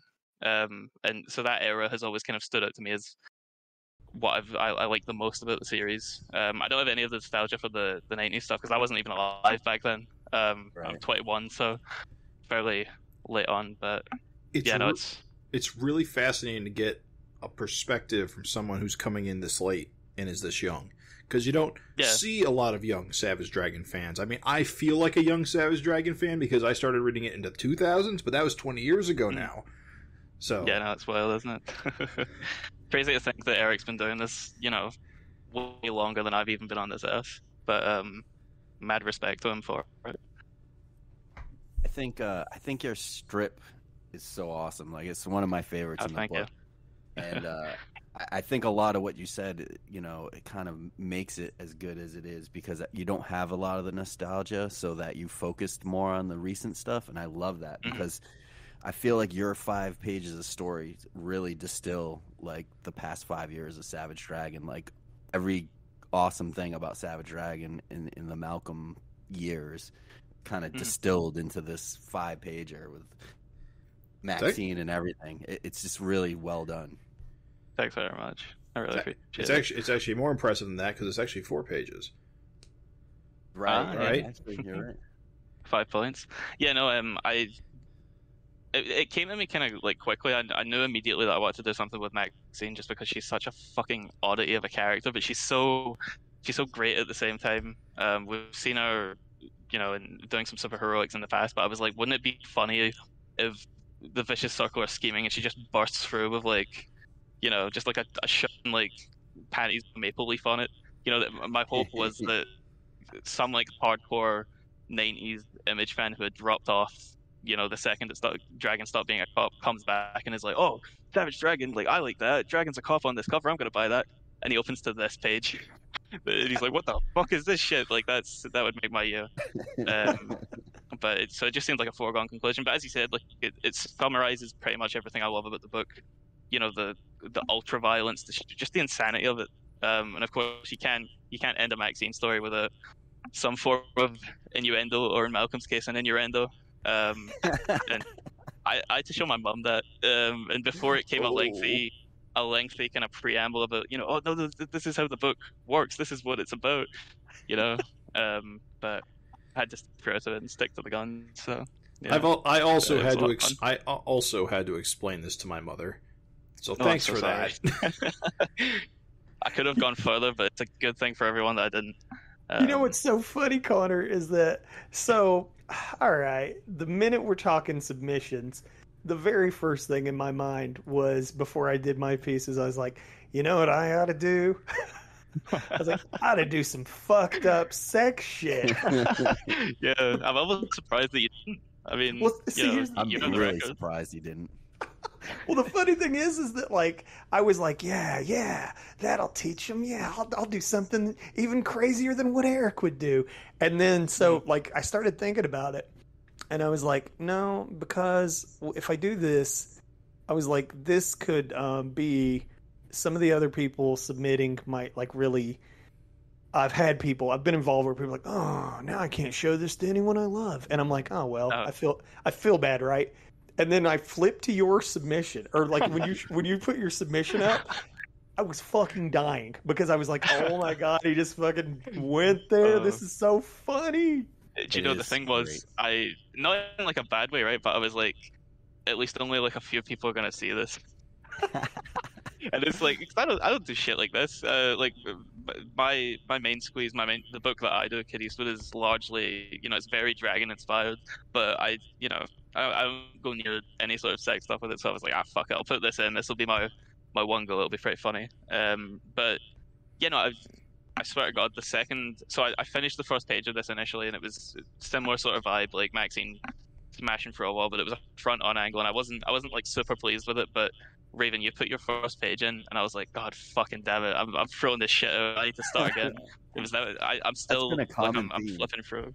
Yeah, I'm flipping through right now, and it's like the amount of in jokes that I'm only just figuring out now. It's fucking phenomenal, honestly. Thank you. Well, that's Raven for you. He packs the in jokes in per inch.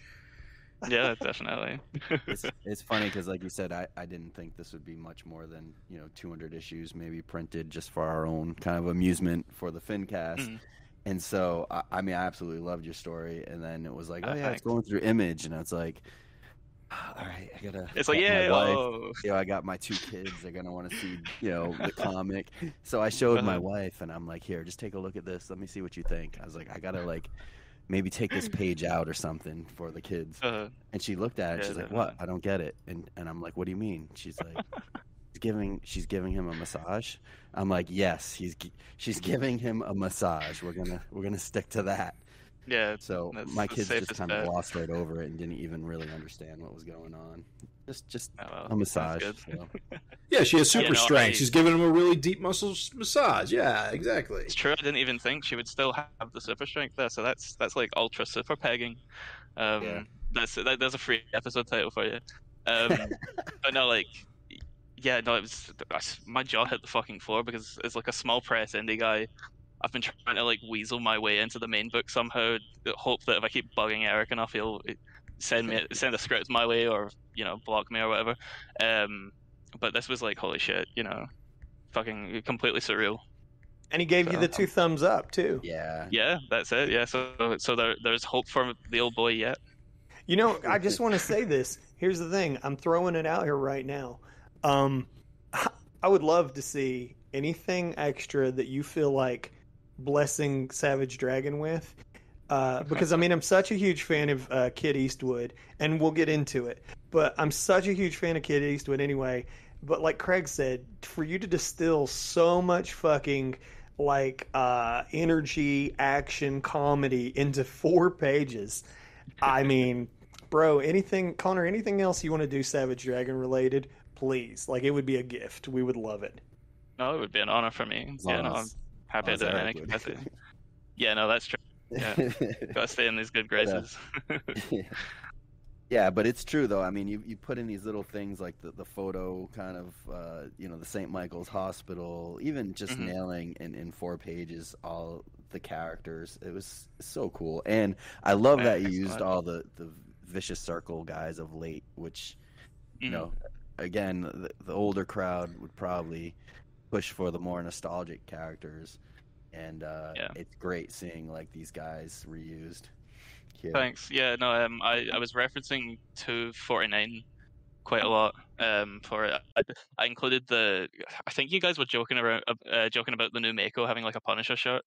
So I stuck that in. You can kind of see that, and I'm only just realizing though, because I drew this quite a while ago. I'm just realizing though that there's a few panels where John Day is in the back of the creds. Oh yeah, I just noticed him. Myself. I just noticed him there myself. Yeah. So good, dude. Yeah. Thank you. Well, see, that was another thing. I think that's one of the greatest strengths that Dragon has and Eric has as a storyteller, is being able to distill such a fucking insane amount of story into 20 pages, and it's something that I'm really trying to study and bring into my own stuff. Keep things concise and to the point, and keep the story moving. It's really, so I'm glad I managed to get that part done. Yeah, man. Go ahead, Raven. No, go ahead. I was gonna say, I think, you're beyond your years in terms of comic creating and what you do with your own title, Kid Eastwood, and it shows on this strip the way you just kind of pumped it out, and the way that you're already used to dealing with the gray tones, and how you just everything just pops in your comic, and it seems effortless, although I know there's a lot of time and effort and skill. I have to agree, because the page where the Vicious Circle is going charging her, and she's just punching through insect and that, the way you zoom in, 1 panel, 2 panel, 3 panel, it's just perfect. No, thanks. See, I really wasn't sure about that page. I wish I'd gone harder and further with it, but that means a lot. Thank you. Yeah, man. Connor, legit, just what Craig said, the talent level, this is why, not to keep gassing your ego, but sorry, man, you deserve it. The talent level, when I was 20, I was nowhere near your skill level in terms of art, storytelling, composition, layout, pacing. Not even close. If you could see my shit from that time, you just fucking laugh. I threw it all away. It was garbage. But bro, you absolutely have an insane amount of chops.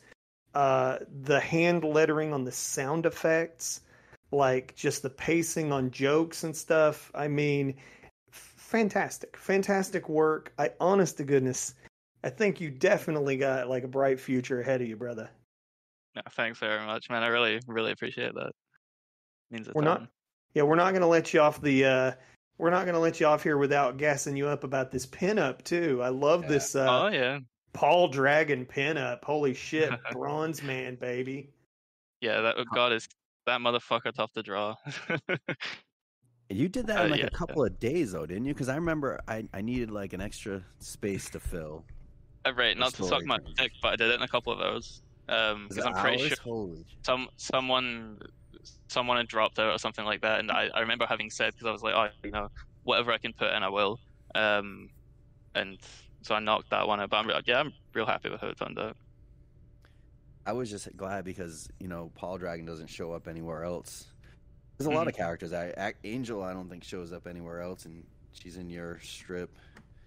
And Paul, just getting him in there, even as a pinup, was great. Just to kind of get all the main characters in this book. So, and then to get the Bronze Man, which is kind of neat. He's kind of it's just a great pinup. Raven, you didn't squeeze in a small fin dragon somewhere in the background, in the corner? I think I missed Probably did. I wouldn't put it past them. I think I missed it. I think I missed a Maxine too, and that's what's so crazy. There's not even a Malcolm in mine. So, again, we've mentioned this in the previous interviews. Craig has said, what a fantastic thing it was that everybody, with no coordination at all, everybody just sort of delivered a different flavor. And yeah, absolutely. It was fantastic that between your submission, you covered the Malcolm Maxine era, which is, even as an old Finhead, like day one, buying my issues in a grocery store, I love the Malcolm era. Yeah. Mm-hmm. Yeah, I don't think it gets enough respect. And so I fucking love that that's where you went. And then you get this pinup and you give us Paul. And so I'm just like, fuck yeah, dude. Way to go, Connor. 2 for 2. Oldest version and newest version. Yeah. Yeah, true. But that's another thing that really, really interests me. It's like how, what other book does something like that? Could you picture the proto-Spawn drawings that you see circling around the internet showing up in the book? Probably not. But I'm obsessed with this idea of artists carrying characters with them throughout their whole lives and being able to see that development happen in real time and be able to track it. So Paul coming back into the fold and having him be the same Paul from those graphic fantasy books, which is fucking crazy to see because I'm pretty sure Eric would have been about my age when he drew those, so it's really inspiring. But to have him in the fold again is just great. Love it. Same. See, I think you wear a lot of your kind of manga influence on your sleeve as well, which kind of merges well with the Savage Dragon stuff. What are some of your bigger influences? Well, manga wise, the biggest, most obvious one is One Piece. I've been obsessed with that since I was a teenager. Kind of on the spot. Think what else? There's a bit of One Punch Man in there. I know you guys said that about Kitty's Wood at one point. But yeah, mostly One Piece at the moment. But in terms of Western influence as well, Invincible and Dragon are probably the two biggest ones. Dragon more so than Invincible at this point, at least for the with how I structure stories and lay them all out and that kind of thing. Yeah. But I just love the Japanese shorthand on certain things, like the surprise expressions and stuff. I love that panel. Yeah, it's great. Everyone's shocked. Yeah, no, that's so fun. That's definitely some One Piece, right? Yeah. Maybe less so the ears and the eyes flying off the page, but love it. So, Kid Eastwood, you're on what's the website? Webtoon. Begrudgingly, I fucking hate that site. It's so awful. They made me censor an ass once, and it was a comedic ass, not even a sexy ass. We had Dean Haspiel on. I think he had issues with them at one point or something too. Yeah, I wouldn't be surprised. They're fucking endless. I use them out of necessity, but yeah, it's on the. But it's pretty awesome. I mean, they have to invite you to join, right? I mean, no, you can just upload to them. Really? They can get paid by them, but they do this thing where they actively suppress. To my knowledge, at least, this might be complete bullshit. But I think there was some sort of rumor going around that they actively suppress standard comic page series.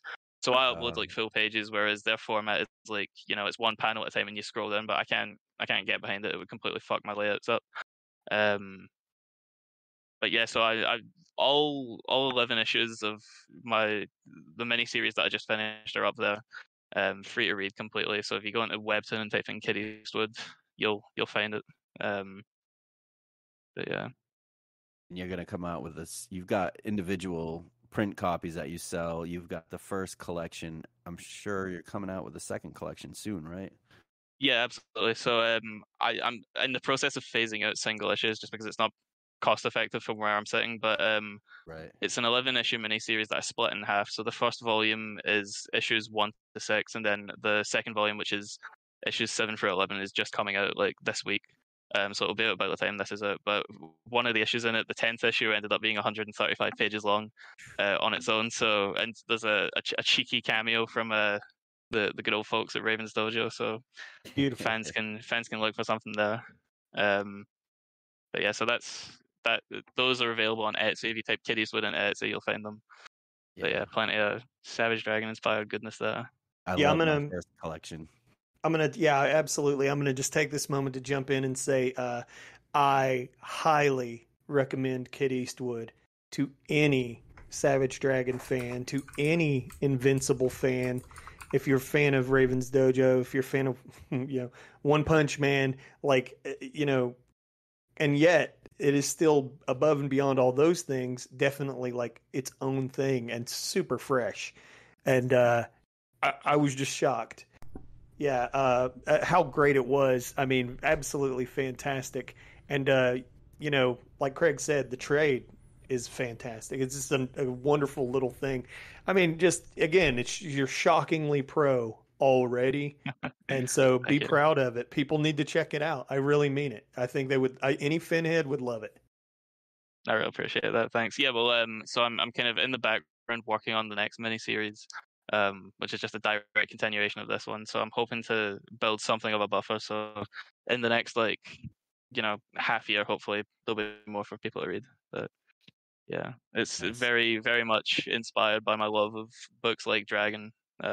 Taking a lot of things I've learned from Eric and the book itself into that. So yeah, like making giant size anniversary issues. Yeah, absolutely. For issue 10, that won't be happening every 10 issues. I can promise that. But, with a double page spread with like 300 characters. Yeah, gods, and then the one that's just a fist.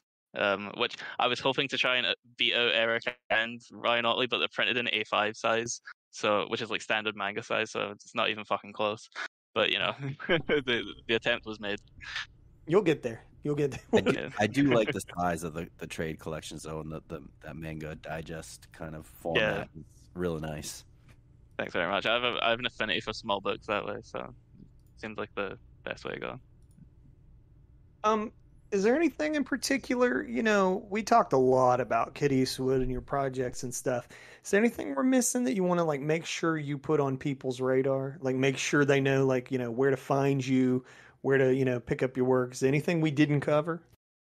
Well, if you want to keep up with what I'm doing, I'm most active on Instagram. It's Connor Tierney 57, Connor Tierney _57. Sorry, that's CONNORTIERNEY. I'm also on Twitter as well, so you can get updates there for what I'm doing next. Cool. Very kick-ass. Look, I just want to say, honestly, thank you again for submitting so strong. The pinup, the 4 pages, just absolute chef's kiss, fantastic work. And we really appreciate, what you brought to the book. Honestly, Super Freaks, it's a beautiful gumbo, and I feel like everybody's ingredient really made it just masterclass. And so, honestly, dude, thank you so much for your hard work and your submission. It blew me away. So, well, thank you guys for the opportunity. It's the complete dream come true. So, yeah, thank you very much. Don't forget me when you're big. Yeah, I want you to think about this. Even Jim Lee doesn't have an Image comic with a 30th anniversary eye on the cover. That's a very good point. Yeah, and I'm pretty sure I've drawn more issues of Kid Eastwood than Todd McFarlane has of Spawn at this point. So there is also that fucking 300 issues. Yeah, okay, whatever, buddy. Sure. Don't get Raven fired up. I had to get it in somewhere. Yeah, thanks so much, guys. I really, really appreciate you guys having me on. All right, I'm a huge fan, so keep doing what you're doing. All right, brother. Thanks for joining us. So now we have Ken Albery and David Branstetter. Ken did the Insect and Billy story, and David did the Captain Tootsie's Savage End story. Welcome, guys. Hey, thank you. So, right off the bat, we always like to ask how you guys got into Savage Dragon in the first place, brought you to this point. Ken, we'll start with you. What got you into Savage Dragon? I was a manager at a comic book store when Image came around.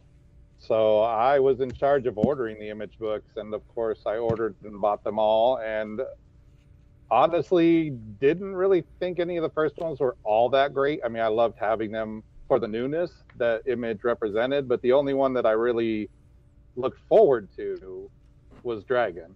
And I had only roughly known of Eric from Spider-Man before that, so that's really where I was introduced to his work too. I was gonna say, with your story, you chose Insect and Billy. What drove you to kind of want to use those characters? I mean, especially like a longtime reader, there's a vast history, and use some of the newer characters, which I think is great. But where did that decision come from? I think my favorite things in the book right now are some of the side stuff. I love Paul, and I love everything outside the book of Paul's history, the real world history of Eric's original character. I usually have a favorite villain. Mine right now is Insect. I was gone for 10 years and recently just came back 3 years ago. And that was I call her my modern day powerhouse. I don't know who she is. I don't know what she looks like under the costume. I don't know what her powers are, but we're getting a little bit of her personality in her character. And that's what I love about the book is we've got arms being ripped off. We got boobs everywhere. We've got crazy comic book stuff, but we also have this quote unquote villain who jumped in to take care of this kid when his mom died.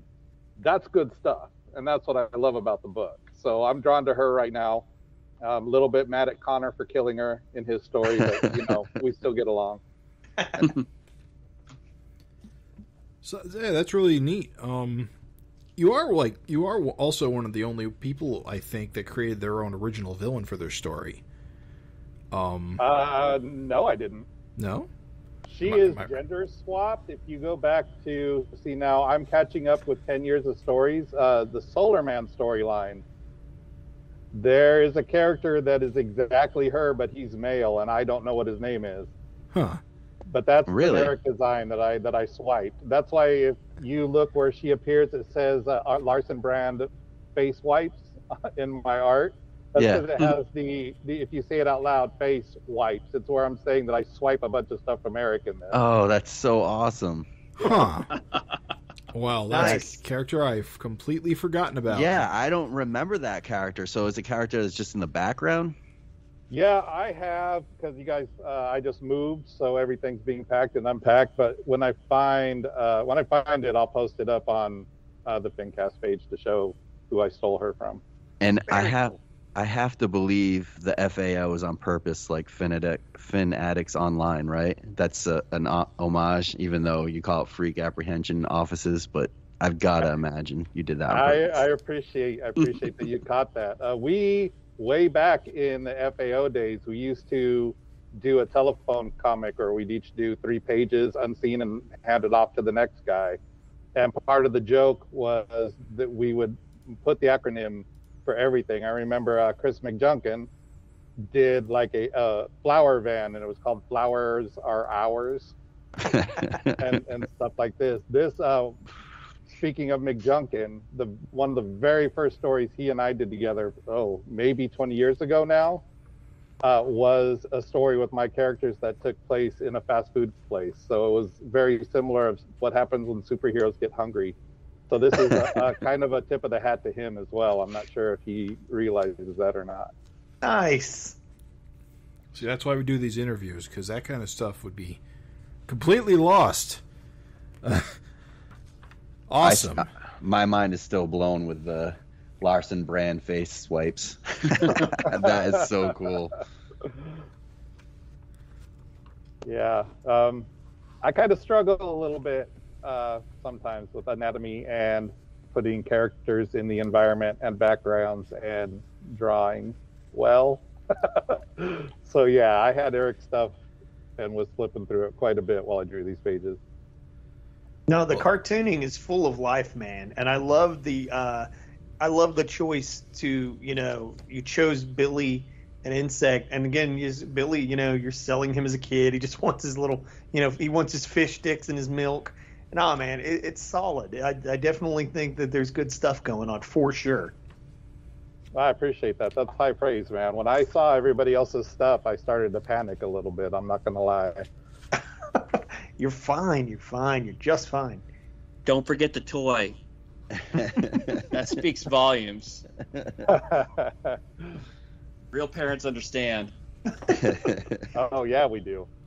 Yeah, I love that. Even that it like we sort of touched on this with some of our other things, but the book kind of just drew in from all kinds of amazing different angles, and to have Billy and Insect as a focus, and then end with a North Force cameo. Just it's great. That's yes.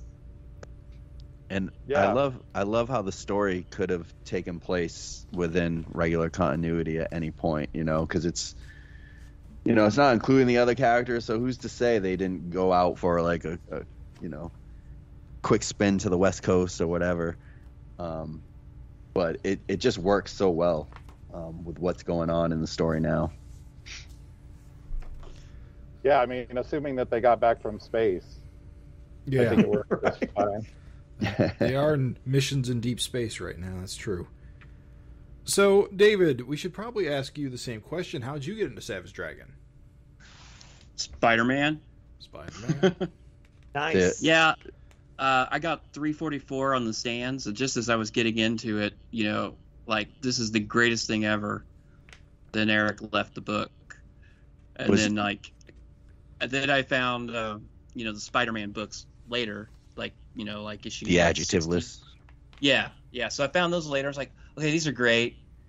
And then, I think I saw these at Walmart, like a 4-pack of Image books with the Savage Dragon 1 through 3, and then I think Megaton Man was in it. Nice. Oh yeah. So that was like my first introduction. Maybe I can't remember, because I think I got that later, and I think I got the first issue from the miniseries or the regular series after that. So I think I got the first issue of Savage Dragon, the ongoing, and then the miniseries later. So I was a little confused about what was going on, and some of the artwork looked a little weird, like Skullface and stuff like that. Like in the flashbacks, I was like, "What's going on here?" So I had no idea there was another series before that. Yeah, I can definitely see that. Yeah. Starts off with that brutal shrew attack, and I was like, okay, this is pretty R-rated for a little 14-year-old. And that's why you loved it. Yeah. No, I love Savage Dragon because it's like you could put the characters in one situation, and then in 5 seconds later, he's able to like put him somewhere else, and you would never expect it to go that way. And the prime example being issue 7 with everything looking like nobody can come back from that, and then they do. Like, what? Like when Venom killed Spider-Man on the cover of 347, I was like, oh, they killed Spider-Man. So I had the exact same feeling when Savage Dragon fell on the spike. I was like, they killed Savage Dragon? What is up with this? Trying to sell a series, Larson. What are you doing? That's dumb. But it had me hooked as far as I could go. As far as when we were kids, we didn't have a lot of money, and getting out to the comic shops was difficult. So I think I was lurking on the the Savage Dragon message board for a while. I think I even emailed Eric, just telling him thank you for the books, and he emailed me back, and I was like, what? I mean, he's got time for that? And this is even before I bought anything else. And I got back on, say, around issue 99 or 100, somewhere around there. Yeah. That was current. So I had like a 80 issue gap. And I still hadn't read all of them. I'm sorry, guys. That's okay. Oh my God, no. I mean, speaking about the unexpected and stuff in Savage Dragon, one of the cool things is like him introducing weird characters like Captain Tootsie and these like golden age kind of public domain guys, and they end up just fitting seamlessly. And not only that, they become like fan favorites. What's your take on Tootsie? I mean, obviously you like him enough to make him the star of your strip. Well, it's not just that. it was like I loved the next issue project. I wish that would keep going. I just love the aesthetic. I love that the old characters are being used. Right. That's awesome. I just love everything. I love the feel of the book. It's just perfect cartooning. I like Eric's rougher style. Yeah. Where he's just throwing inks down. I like his hand lettering. I like everything about that stuff. So, I mean, to me, that's pushing cartooning to a new level, especially for him. I just love it.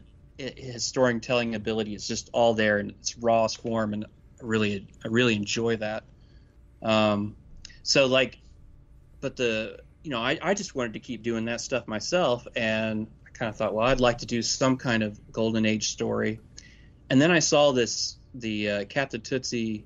Well, I love the Solar Man thing, taking all the bad guys or all the Golden Age heroes, and I was like, okay, so where's Captain Tootsie? Whenever I saw the solicitation, I was like, I don't remember Captain Tootsie being in there. Right. Where did he come from?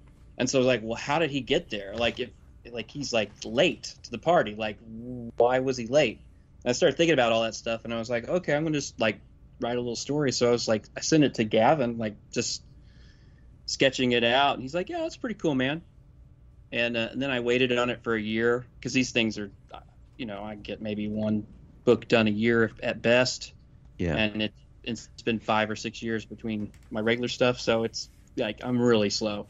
And I was like, I really want to do this, And then you guys had said, hey, we're going to be doing the FINcast thing, and I was like, shoot, let's just do it. Let's finish it up. Let's do something with it. Never in my life would I thought that would go anywhere beyond, 100 people. Yeah, That's right. crazy. It's crazy. But I have a lot of fun. I mean, in the end, I'm glad you didn't save it, because it's the same kind of end goal. It got published, Right. Yeah. It's a great story. I enjoyed it. It's very funny. I love that, I mean, the whole thing with Captain Tootsie is he's the spokesman for Tootsie Rolls, and they sell it as like energy for kids, how in the world does like Eric get away with like using a Tootsie Roll character? And I was like, well, he can't name the Tootsie Roll, because of copyright reasons. And I was like, how do you skirt this, Yeah. And so like I figured, well, maybe I'll give him a little bit of a push and maybe make it so that go-to thing is now gone. I mean, there's a lot to explore there. It's like, what does it mean if you're, identified as a candy thing, and then suddenly you can't do that anymore? What does that mean I mean, that's kind of a lot of pathos for a cartoon character. But I love how Dr. Nasty discovers he's in the early stages of type 2 diabetes. I poured through a bunch of stuff online, like because there's not a lot of Captain Tootsie out there, so it's pretty much a brand new character. I mean, you got these little strips, yeah, and you see glimpses of characters, but there's not like an ongoing, continuous story. He had like 2 comics and like just a bunch of advertisement strips, basically, right? Yeah, so it's like, well, I could do. So I pulled out certain characters that I liked or seemed to have an iconic, like Fatso, or I think that's what his name is. Yeah, I just thought he had an interesting pug-looking face. I was like, okay, I'm going to draw that character. And, I wanted the little girl because I wanted some variety. So, I picked one over the other. I think there's probably 2 or 3 other characters, but, I wouldn't spend too. It's funny because, like, in the 40s strips, like, Captain Tootsie's like, oh, here you go, Fatso, have some candy. And it's like, right. I guess it didn't have the same connotation then, or maybe it did. And I don't know. But here you go. Yeah, it's like his name's just Fatso. Like, really? And he's just, like, chill with it. Hey, like, Porky. One of my favorite things was, like, he says, we'll have to drag Tootsie out of the way. He says, why can't I run? He says, just pull. Like, you can't run because you're fat. The warping panel, I gotta say, that was like, what a sucker punch. Yeah. Like, man, well done on this warping. The visual effect created by Tootsie, sort of like, distorting forwards, and the way you did the tone on it and stuff. Yeah. Very good. Yeah. That was, I found some original C.C. Beck stuff for this face, because I wanted to be on model. It's so hard to get, like, you could move his hairline one way over and it's not right. you know, and Eric's a stickler about being on model, so, you know, got to do that. And so I took like the original drawing, and then I tried doing it like by hand, but then I was like, well, I got Photoshop, I'll just, you know, print it out in Photoshop. And then I traced it, and, you know, each way just distorted it. And it's weird if it doesn't look, you're trying to distort it and your brain's trying to fix it, but then if you try to fix it, then it doesn't look right. So it's a weird dog chasing its tail kind of thing. So unless, you know, the math says this is the way it goes, but then you're like, I got a tangent over here, I need to move this over a little bit or something, you know. There's a little bit of play there, but yeah, that was a really inspired moment, because I just was like, on the last page where he goes through, or the page before that where he puts his hand through the portal, you know, I was like, well, how do I express that he's practically being ripped apart? I didn't know how to do that, and I didn't want to make that last page be like, oh, where did he go? I wanted something, you know, something to it, and that kind of came to me in the last minute, so I was like, yeah, this works. Yeah, it does. So yeah, that's my favorite, and I was hoping you guys would point that out. So I'm glad that I'm not the only one reacting to it. Oh, it landed. Yeah, it landed very well. The minute I saw that panel, I was like, you know what? I was like, this Tootsie story really sort of just drove it home right there. And the kid's just trying to call to him, and he's just not answering. I was like, Tootsie whistle. I was like, oh man, you know, this kind of hit like a lot more sort of a somber kind of a tone than I expected. I was surprised. I would not have even thought about doing like what does he say, like holy moly or something like that. I think I kind of forget like vocal tics like that. So I think again, Gavin had said something. Hoot and Zoots, yeah. So he had said that somewhere, and I was like, I need to add that to the actual dialogue, so it makes him sound like him. So it was a good call. You can't have Tootsie not say Hoot and Zoots. Right. It's just not. You just don't do it. Exactly. Awesome story, though. Good job. I appreciate it, guys. Yeah. I really do. You guys know good stuff, you know, so it means a lot. And here I was thinking, you know, yeah, we liked all the work except for David's, and we're going to edit that out of the book. But good job, everyone else. That's what I thought was going to happen. So dude, everyone has some form of imposter syndrome. It's so weird. Like almost everyone we talked to either wanted to like redo their pages or didn't think it was good enough. And it's like, it's so silly, because this whole book is amazing through and through. Everyone, I've said it throughout all of our interviews. You're going to hear this for the 1 millionth time, but everyone brought their A game, and it's just really fun. Everybody, you know, you can tell everyone's huge Savage Dragon fans on how they came about with the material and how much energy they put into it. It's just really well done. So both you guys, amazing stuff. Thank you. Yeah, gentlemen, I just want to echo what Craig said. I mean, you know, a symphony is everyone's voice coming in together. And the thing is this finished product, when you take in the whole shebang, you know, it just wouldn't be the same comic without every single contribution. And I loved both of your submissions. I thought they were fucking fantastic. I like Strawman, you know. Oh, thank you. I'm just saying, like, yeah, Strawman's a fantastic. I say that to point out that David has like his own Savage Dragon, and I'm always I find that people that have their own Savage Dragon are attracted to Savage Dragon. And, you know, it's always awesome just to see, you know, this kind of like, you know, like I said, just, I know we've said this a million times, so I'm going to pinch it off, but it's the passion comes through. These are great submissions. You know, you wouldn't think Billy going to get some fast food could be a good story, but Ken wrapped in that discrimination. You know what I mean? And it's great. I loved it. And Tootsie, you know, getting told he's a diabetic, you know, I love that. and getting zapped out of existence. You wouldn't think that would land the way it does, but it does. So, gentlemen, I mean, just echoing what Craig said, thank you for your submissions. Seriously. We're going to do number 2, right? You know, a good actor knows when to get off the stage. Let's say that. So do you guys have anything to plug? Anything to like creative going on outside of Savage Dragon?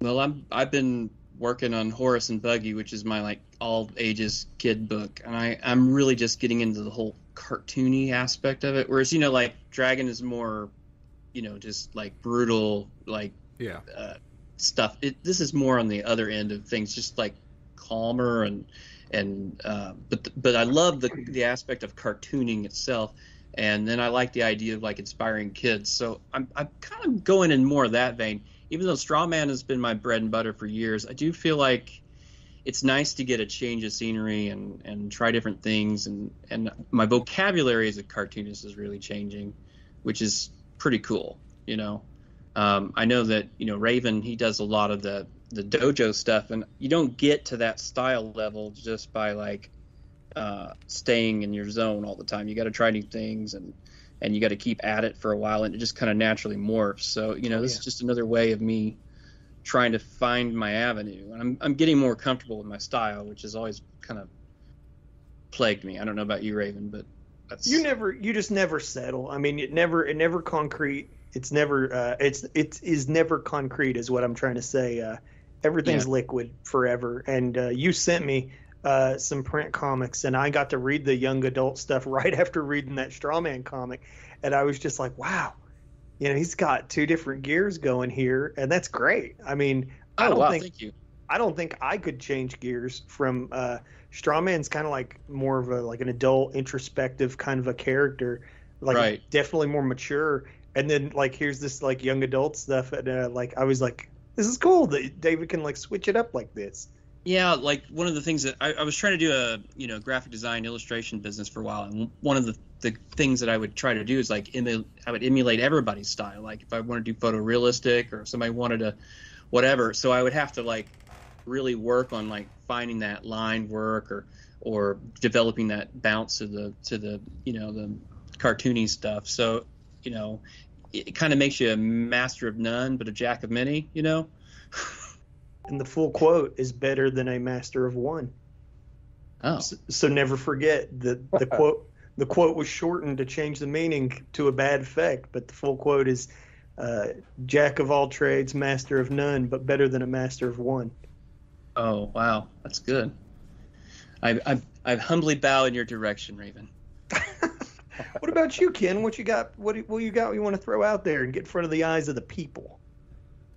Well, I have a character that some of you may have seen, and she is called the Salvaged She-Newt. And she, again, is born because I'm part of this fandom. Way, again, back in the day, we challenged each other to kind of make the stupidest character we could come up with. And I think it was around the time like Bubble Boy and those guys showed up in Savage Dragon. So I made a character that was, and again, at the time, She-Dragon was my favorite character in the book. So I had to make a female character that was pink because she couldn't be green. And she shoots temporary salamanders from her hands is her ability. And he started as a joke. Well, the fandom, which, I mean, us, the Fin addicts, fell in love with her and demanded that I draw her all the time. So I have a first issue, and I was planning on doing the Bellingham Comic-Con this year before we bought the house. So I finished the second issue recently. I'm going to be publishing that, and I'm about 18 pages into finishing the third. Nice. Because I just made the transition from traditional art to digital, which has completely changed everything that I do. So this story that I did for you guys that we're talking about is the last traditional story I'll probably ever draw.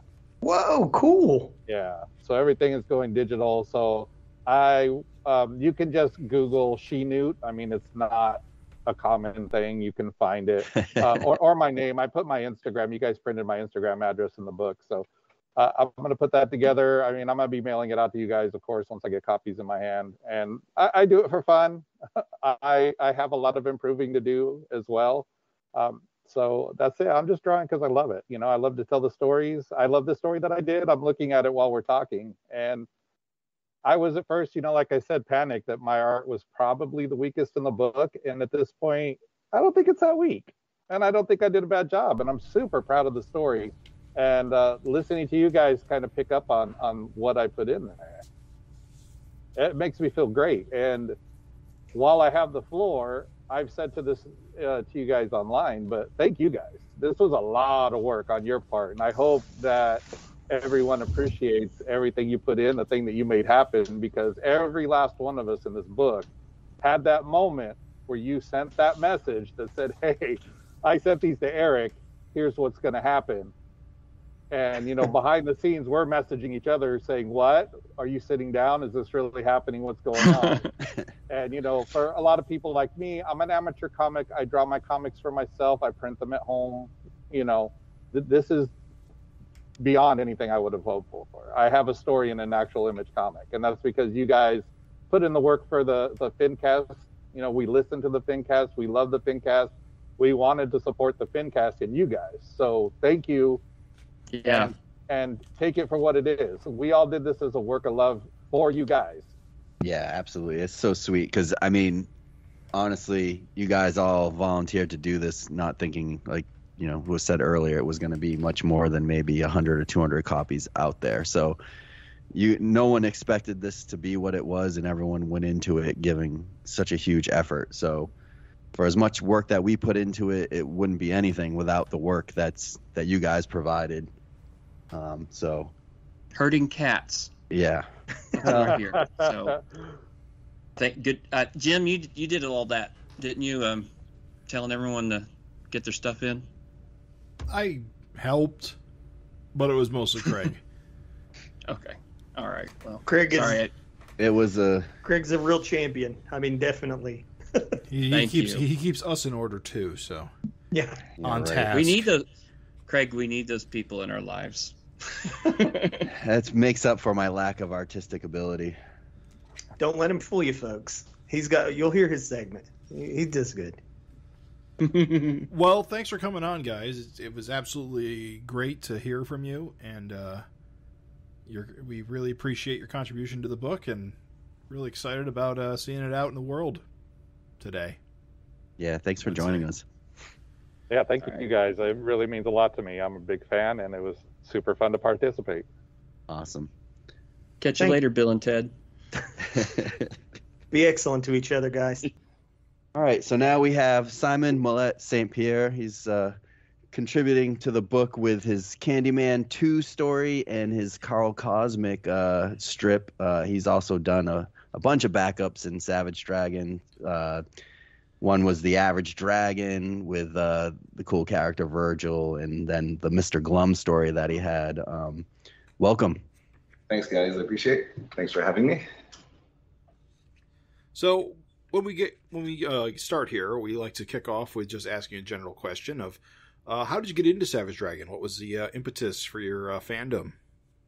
I was definitely one of the the Image kids. I was the right age at the right time when I saw the move that the founders did from Marvel to Image. I was right at, I guess I was 12 or something around that time. So as soon as Savage Dragon #1 came out, picked it up from the stands and just been with it since day one, pretty much. Also, Larson having been on the book for so long and his dedication and everything else, it just kept me into comics over the years, because everybody has that little phase. I guess I don't know how it was for you guys. When you get to you grow up, you become a teen, you kind of lose interest in comics at a certain point. But I always wanted to find out what Larson was doing next with his book, so it got me back in the shops, even if I moved around, stuff like that. So credit to him, and that's really I've been with the book since day one. Cool. The Candyman story. Let's talk about that. Right. It's such an awesome story. I mean, first of all, I love your art style. It's very simple, but yet the way you cartoon really conveys the characters perfectly. Like your Malcolm is, dead on. Your Candyman, it's just a great cartooning style, and it really, lends itself well to Savage Dragon, surprisingly. Thanks, man. And everybody probably said so. The Finn is just a bitch to draw. I just wanted to age Candyman because he looked old. I guess what was it, 100 issues ago, and the book's in real time. So I tried to make him look a bit different.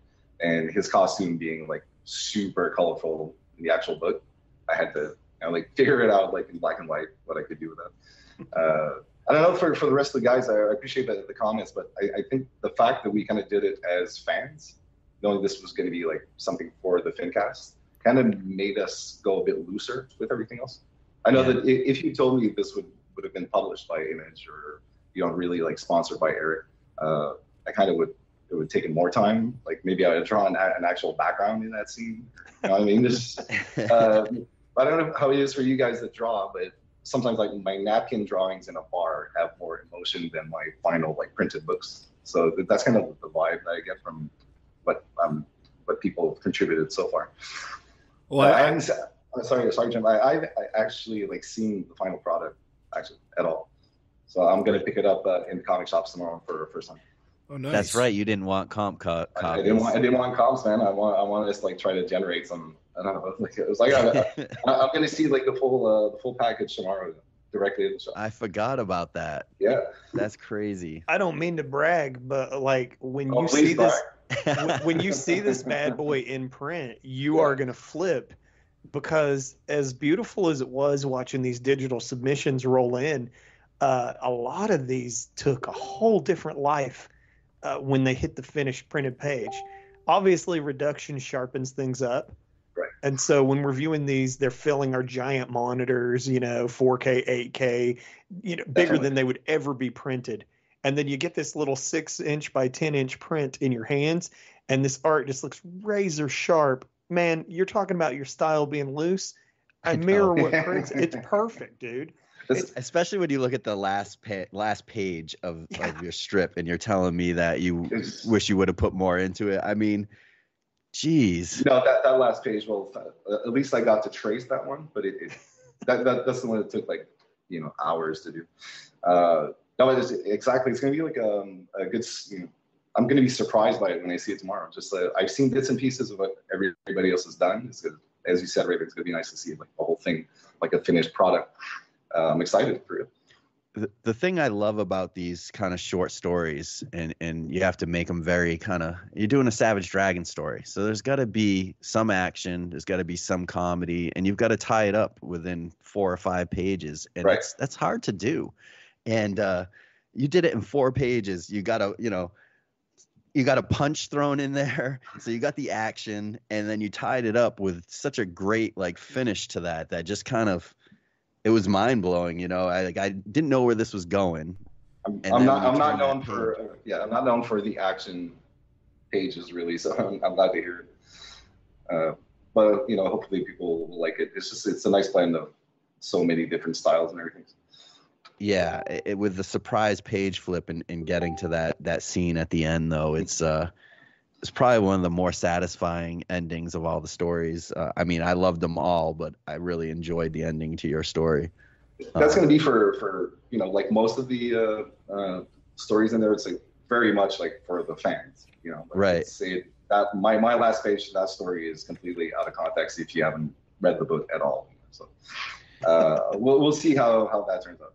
Well, and for the fans, it's like, you get the reoccurring villain, which you always, fan favorite guy. Yeah. You get the fisticuffs, you get the punch, and then you get the callbacks, which is, definitely prevalent throughout Savage Dragon. Yeah. And to, you're nailing all those 3, it's like, it just feels right. It's so just good. Nice to like bring back some obscure characters as well. Like Candyman was like, I guess, just like, he was just like a one-off gag for one issue. Like that backup I did with Daredevil, I tried to bring back Mole. He was from something like issue 26 or something like that. Oh no, wait, 46. Just appeared once. So it's just nice to have some characters like that come back. So, I'm glad the book, from what I've seen online, starts with Raven's story. That's good. That's good. Yeah. Yeah. Sorry about that. Go ahead. Well, I was just say, I don't know if any other guys want to add something into this, but Virgil, I mean, your character, Virgil, with the bro and stuff, he's become a part of Savage Dragon lore in a way. It's kind of funny. I'm like the only, I'm the second winner of the Create a Character contest. If you think about it, he included it in there. He drew my guy. Yeah. In the story, like in continuity kind of thing. So I was floored, man. It was like I couldn't believe it. And like Eric's the one that like I put on the old image forums that first Average Dragon strip. Yeah. It was just like we were just messing around online, and he's the one who's like, no, send it over. We'll print it up. I think it was with Adam Pruitt also at the time. Like, I thought it was gonna be like just this one Average Dragon strip and be done with it. Posted a few like sketches that I had, and Eric's like, no, keep going. That's a lot of pressure. You don't say no to Eric. But in my mind, it's like this joke is gonna get really like tired fast. He's average now, so what can he do averagely? They didn't get old though. Yeah, no. It's like there was a few situations like these with Eric where I would throw him ideas, and like he often says best way to get rid of an artist is to send him a script. So I kind of like do the obvious and send stuff over to him, and sometimes it passes, sometimes it does. He sent me some good ideas at one point that I didn't have the time to do it, so he proved this point, and here we are. But yeah, I'm just happy to Virgil's like he's been around for like it was in issue 200, and he's cameoing in all my books since then. He's been in Raven's Dojo. Oh yeah, and he's also in Super Freaks #1. He's also in Raven's Story and Super Freaks too. That's what I was gonna say. Thanks for killing him off, man. Had to include him. It's important. It's a variant. Totally. Yeah, I'm gonna just jump in here and just shower you with praise. So get ready for the golden praise. I'm not. Go for it. I'm just saying, lean back and enjoy it. Basically, yeah, like again, Craig touched on pretty much everything that I could want to say. I just want to add that to accomplish comedy's hard, and a lot of people in the internet age, they think they're funny and they fucking suck. They're not funny. There's generations of people that have grown up with non-comedy as their standard. And Simon, something I appreciate is that you make funny strips and stuff like it's like effortless. And like there's not like big huge setups. It's just like setup, punchline, and like even the sound effect chalk for when he's making him to chalk. I love that is it's so simple, but it's so funny. And there's a punchline a page minimum. And it's just something, as somebody who writes comedy, I've been writing comedy for the world for 24 years and some months, almost 25 years. And, sometimes it lands, sometimes it crashes. But I feel like your work is always funny. And you've got a distinct style of humor that I think fits Savage Dragon very well. So the comic, the art and the comedy together, just good job, man. Thanks so much, man. Can I quote you on this? Yes, put it on. Put it Raven, on a book. I'm listening to what you're saying. I totally will. Don't worry. Go for it. I was just saying, there's a joke on like every panel that works, and I didn't even realize that until Raven pointed out. I mean, the sweet vengeance. And then he probably thinks you're Dragon Bro, which is funny because it's like casual non-readers always think that why does Savage Dragon look black, like that kind of thing. And then the just desserts, and then I love that, the solid milk chocolate, he's not solid, he's hollow. Boom, he just explodes. It's so good. It's good. So good. It's effortless. And yeah, I know it's not because comedy's hard. It's drawn effortlessly too. It's just I just needed puns everywhere. Make it work.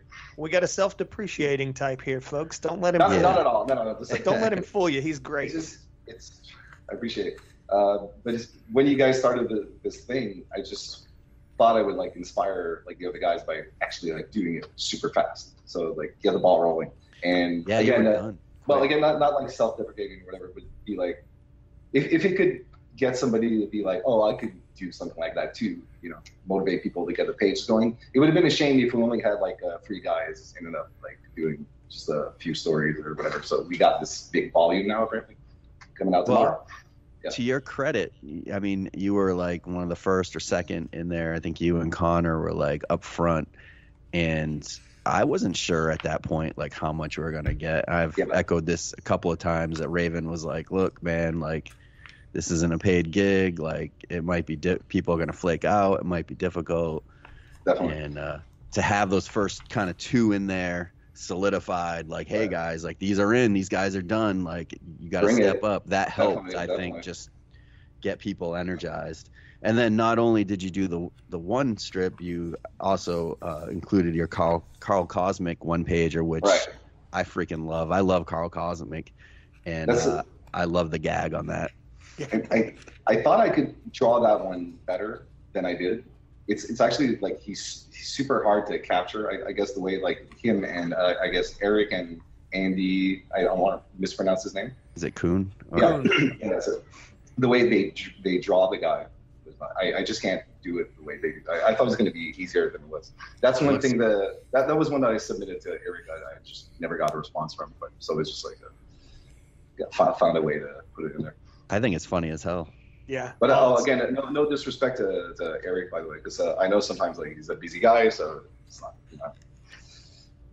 Yeah, I've already told people, I'm like, bro, it doesn't ever mean anything for you to get some silence, because like you might like just years later be like, all right, well, it's going in the book, and you're like, whoa, what? Very true. Okay. Very true. Yeah, very true. I've had this experience lately as well, but I can't talk about it right now.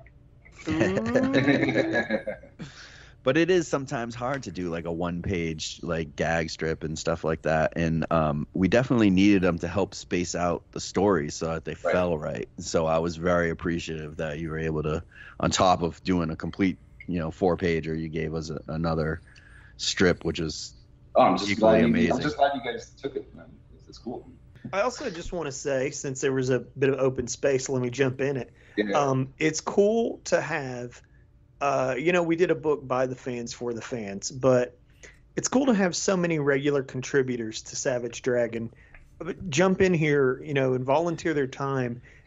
It brings an air of legitimacy to this project, to where it's like, hey, you've been reading this book for decades, and here's a guy that people seen your work, and you've got a visual style that they should instantly recognize, and it's kind of like, hey, here's one of the regular contributors has just carved off a slice of his time to help with this project, and it adds an air of legitimacy to this project that I appreciate. I know everybody involved appreciated it.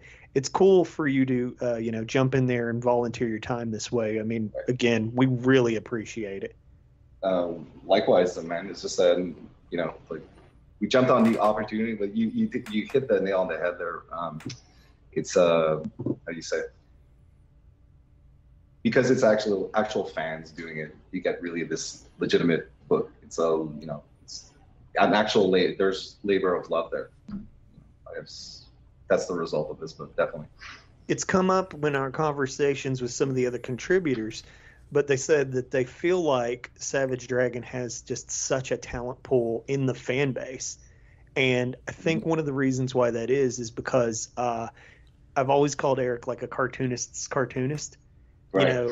He definitely is doing. He doesn't have to do Savage Dragon. Definitely not. He doesn't have to, and he does it because he wants to, and that's super appealing. We were talking to Connor, and he's talking about the appeal of a lifetime character, and I think that it's evident in this book.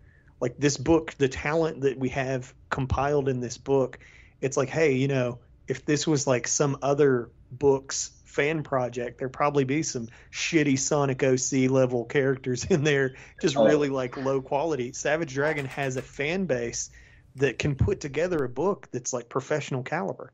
Especially from the fan base. Absolutely agree. You've heard talk of a bit like on the cartoonist kayfabe side of things, some people discussing about doing like a Savage Dragon fan service book. That not necessarily a grand design or whatever, but like people want to do their take on it. And it's a bit like you guys mentioned previously before. If we get something from their end, and I'm not saying this without disrespecting them, it would be a lot of tales about Dragon being a cop, like old school OG Dragon and stuff like that. And this is why this one is, even though we do see a bit of old Dragon and whatnot, but this is very much by the fans for the fans. Yeah, Carl Cosmic is not coming from somebody who doesn't know Dragon. Definitely. Right. Yeah. And just to have like a feature that's about Maxine, you know, this is cool. It's totally for the fans. Yeah, we've said it a bunch of times, but it's amazing how. So there was no like, hey, you're gonna do this and you're gonna do this. You know? This all just came together, and you'll see when you see the final product, Simon, that it's a mishmash of different errors and characters, and there's no real duplication, which is amazing. When there was no kind of, we didn't tell anyone you have to do this error, you have to do this character, and we hit like most of the major things. I don't think we could have planned it better if we tried to plan it. And the hilarious thing is that we had that conversation. We were like, oh no, what if we get like 7 cop stories? And then like we didn't do a damn thing about it. Like we didn't try to prevent it at all. Like we didn't. And it just naturally worked out that we didn't. With great results. Am I the only one that hasn't gotten the book yet? Yeah, I think so. It seems that way. Everyone got comps. They all came in like within 2 days of like the first person getting it.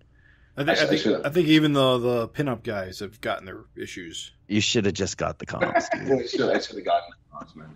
Totally. I trying to be honorable. That's what you get, man. But it's gonna be cool. I'll get to see like any other client, you know, going to my LSC and just picking it up. So I ordered like 10 copies, so it should be good. I did too. Right. Even though we got comps, I was well, we like, didn't know how many we were gonna get. Yeah, I was like, I'm gonna get 10. I ordered extra copies of Dragon in my pull box monthly, when it comes out, and I try to give out like some of my copies to people that have similar interests. Yeah. So they get like a freebie every now and then in different shops. Cool. Yeah. Yeah, I've seen the promotional video, or not the promotional. I've seen the photos in your bar of like your club, and like there's just Savage Dragon just right out there in the middle, and I'm like, damn, dude, that's cool as hell. If I went into a bar and just saw Savage Dragon sitting on the table, I'd be like, what the fuck, awesome. Why not? What is it? You just have issues of Savage Dragon sitting on the tables? I've done that, yeah, in a couple of bars. Cool. Yeah. What's the name of your club? I'm the co-owner of Snowbird Tiki Bar in Montreal. Nice. Yeah. So, We have a little network of bars here, but yeah. Savage Dragon fans should definitely go show up and support if they're in the area. Oh, definitely. You might get a free Savage Dragon issue if you drop by. Or they can nerd out with you when that's for sure. So, I was gonna say, do you got any other like? I know you got your bar, but you got any other like comic projects or anything that you got going on? Yeah. Definitely. I try to do like the Bruce Lee thing where you don't talk about your projects until you're done. Kind of thing. No, but I do. I released a book last year called Jim, no relation, by the way. It's a collection of meaty black and white absurd stories that I did to entertain my staff while they were in COVID lockdown. So I would send them chapters every couple of days and make it absolutely ridiculous. This kind of David Lynchian with French Canadian, accents in it, so it makes absolutely no sense. And if all goes well, you guys should be seeing some of my new characters soon enough. Well, let's not forget Polo. That's true, but Polo book 1 is sold out. That first was a 500 printing that I did. Wow, congrats! That's cool. But it took a couple of years, and you market your friends and family for as long as you can. Obviously, it's just like to get some orders from people you don't know from across the pond. Blah blah blah. So Polo 1 is sold out. Polo 2 is still around, and I figure I'm going to do Polo 3 like the conclusion in like 10 to 15 years or something. Yes, please. I just want to wait because I don't feel like doing it right now. So, as a fan of as a fan of both, definitely. Yeah, man, fantastic. Where can people order the Jim 01? Is it Jim 01 or is it just Jim the first like volume? Jim Volume 1, yeah. That's it. All right. Yeah. They're all on my site. It's called descendo.com. Nice. And that so I have a copy of that you graciously sent me. and it's basically almost a silent comic. I mean, Definitely. there's not that much in it. It's in French, but there's not much, and I basically can use my Google Translate to translate what I can't. It's actually in French Canadian. That makes it harder. Okay. Our accent is like the same. I don't know, like compared to American English and American British. Yeah. Sorry, English British. Sorry. I have a hard time sometimes understanding my cousins in France or something. Right, I've we heard just don't that. talk the same way. So the language in Jim Volume 1 is very, very French Canadian crude. But So there's even not a with, lot of it, and you can. People feel very cheated by that actually. From an English speaking person, I can understand a lot in the flow of it. I mean, because it's a lot of just visual. It's meant to be like a storyboard-ish, ambiance-driven book where you take your time and you kind of like dive into it, but it's not taking itself seriously though. It's meant to be like slightly creepy and whatnot. It is. The plan for that, well, again, I don't want to spoil the plan, but these are pages that I work on when again, I'd be listening to you guys or a different type of podcast and whatnot, and I want to end up by having like 10 volumes of Jim at some point. Wow. There's no rush. It's just like a little side project, and it makes for a nice little library when you're done with it. So it's just really a no-brainer. Take my time. That's it. Yeah, there is no with comics. It's like it's funny because like I'll see people beat themselves up and they're like, "Oh my God, this guy's doing that." And it's like, bro, you know what? Yeah. Take your time, make the work. Doesn't matter. And eventually, before you know it, I mean, life goes so fast. Like before you know it, boom, you'll have 8 books, and you're just like, how the hell did that happen? Definitely. Well, nothing gets you, going faster than having a deadline. So, this one's obviously taking time, but I've taken, time to do little mini projects that I see online for different cartooning and whatnot, some challenges that I see on Facebook and stuff like that, just to kind of like better the craft a bit, I like your napkin doodles, bro. Yeah. They're better than my freaking books, dude. Your book designs are great too. They're like handsome looking books. I don't know if you have a degree in design or something, or that's my background. That's what I used to do back in the day. Okay. I was in the music industry, art director, designer kind of thing. Yeah, it shows. I can tell. Again, it's how I compensate. For the. Stop this self-depreciation. It's my brand of humor, man. That's what I do. I'm not fishing for compliments, but I will quote you on what you said earlier. Definitely. This is your moment to shine unapologetically. Unapologetically. I'll take it, man. It's been a rough couple of years, so let's go. Yeah, you can just lean back and be like, "God damn, I'm great." I'm amazing. Well, I'm sure it's been a rough couple of years, especially in the hospitality restaurant business. Well, yeah, or bar business, I should say. We're not an essential service. I understand that when it comes to pandemics and stuff like that. Obviously, we need to shut down. It's more like just to fire my staff 3 times in a row. Yeah, that's rough. But they've stuck around. They kept with us through thick and thin. So sorry you had to go through that. That's all right. Well, we've all got hit by it.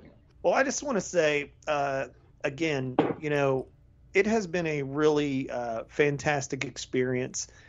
When we started this, I told Craig to prepare for the worst. I've been involved in projects where people who I thought would never let me down. And, these people were being paid, and like, you guys weren't being paid a damn thing. You guys don't owe us anything. Like, it's just, if I didn't have high expectations, that's not a judgment on anyone other than my own past experiences. And, your submission was fantastic. And just to have this stew of fantastic talents just show up and again, there was no expectations. No one's getting paid. 200 issues. No one sees it. And you did such a fantastic job, Simon. And, again, dude, thank you for participating in Super Freaks. It really meant a lot. Pleasure is all mine. And again, you guys aren't getting paid to do the FINcast either. So please, it's our way to give back. And next time you need anything from us, just let us know. Sounds good. Thank you. Thank Yeah, you. man. Thanks for coming on. Thanks for having me over, guys. And keep up the good work. So thank you, everyone, for listening to our indulgence as we it was really great just talking to everybody and getting everyone's perspective on this book. It's fascinating to me how varied the backgrounds are and everyone who contributed to this book. No two people are alike, but in this case, they're more dissimilar that all still enjoy the same book. Whoa. Mm-hmm. Did you have a stroke? What was that? Fair point.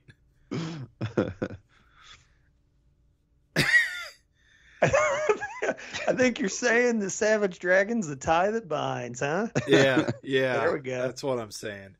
And stroking out. But before we sign off, I want to make an extra special thanks to our good friend Eric Schoenborn, who not only provided a pinup for Super Freaks, very excellent. I don't know who the artist is because I'm terrible with names. Frank Frazetta. Frank Frazetta, sort of like Send Up with Dragon and Skullface and Rapture. Mm-hmm. It's in black and white in the book. It actually has a very cool color version that he posted on his Patreon ages ago when he made it. I did tell him that when the book came out, he should share that on social media. We'll see if he does that. But he is the guy who really is the mastermind behind this podcast because he provides the hosting and helped me go through all the growing pains of getting a podcast off the ground.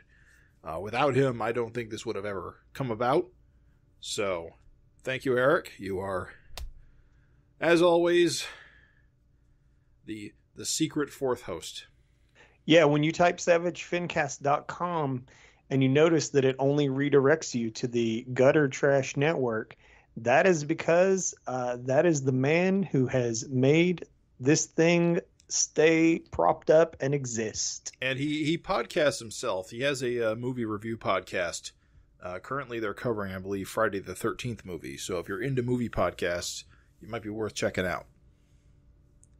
And from the look of his arts, if you're into ass, you might want to check out his art as well. He's an exceptional artist. He's on Patreon, and for $5 a month, he will basically draw whatever you ask him to, and on a sketch card, and mail it to you. It is fantastic. One of the best art deals on Patreon I've ever encountered. And I can't stress enough how cool his art is. Yeah, I love it. I think he did a really good job, like Dragon's bitchin' vascular ass arm, Skullface's fucking jaw coming around backwards up off of his head.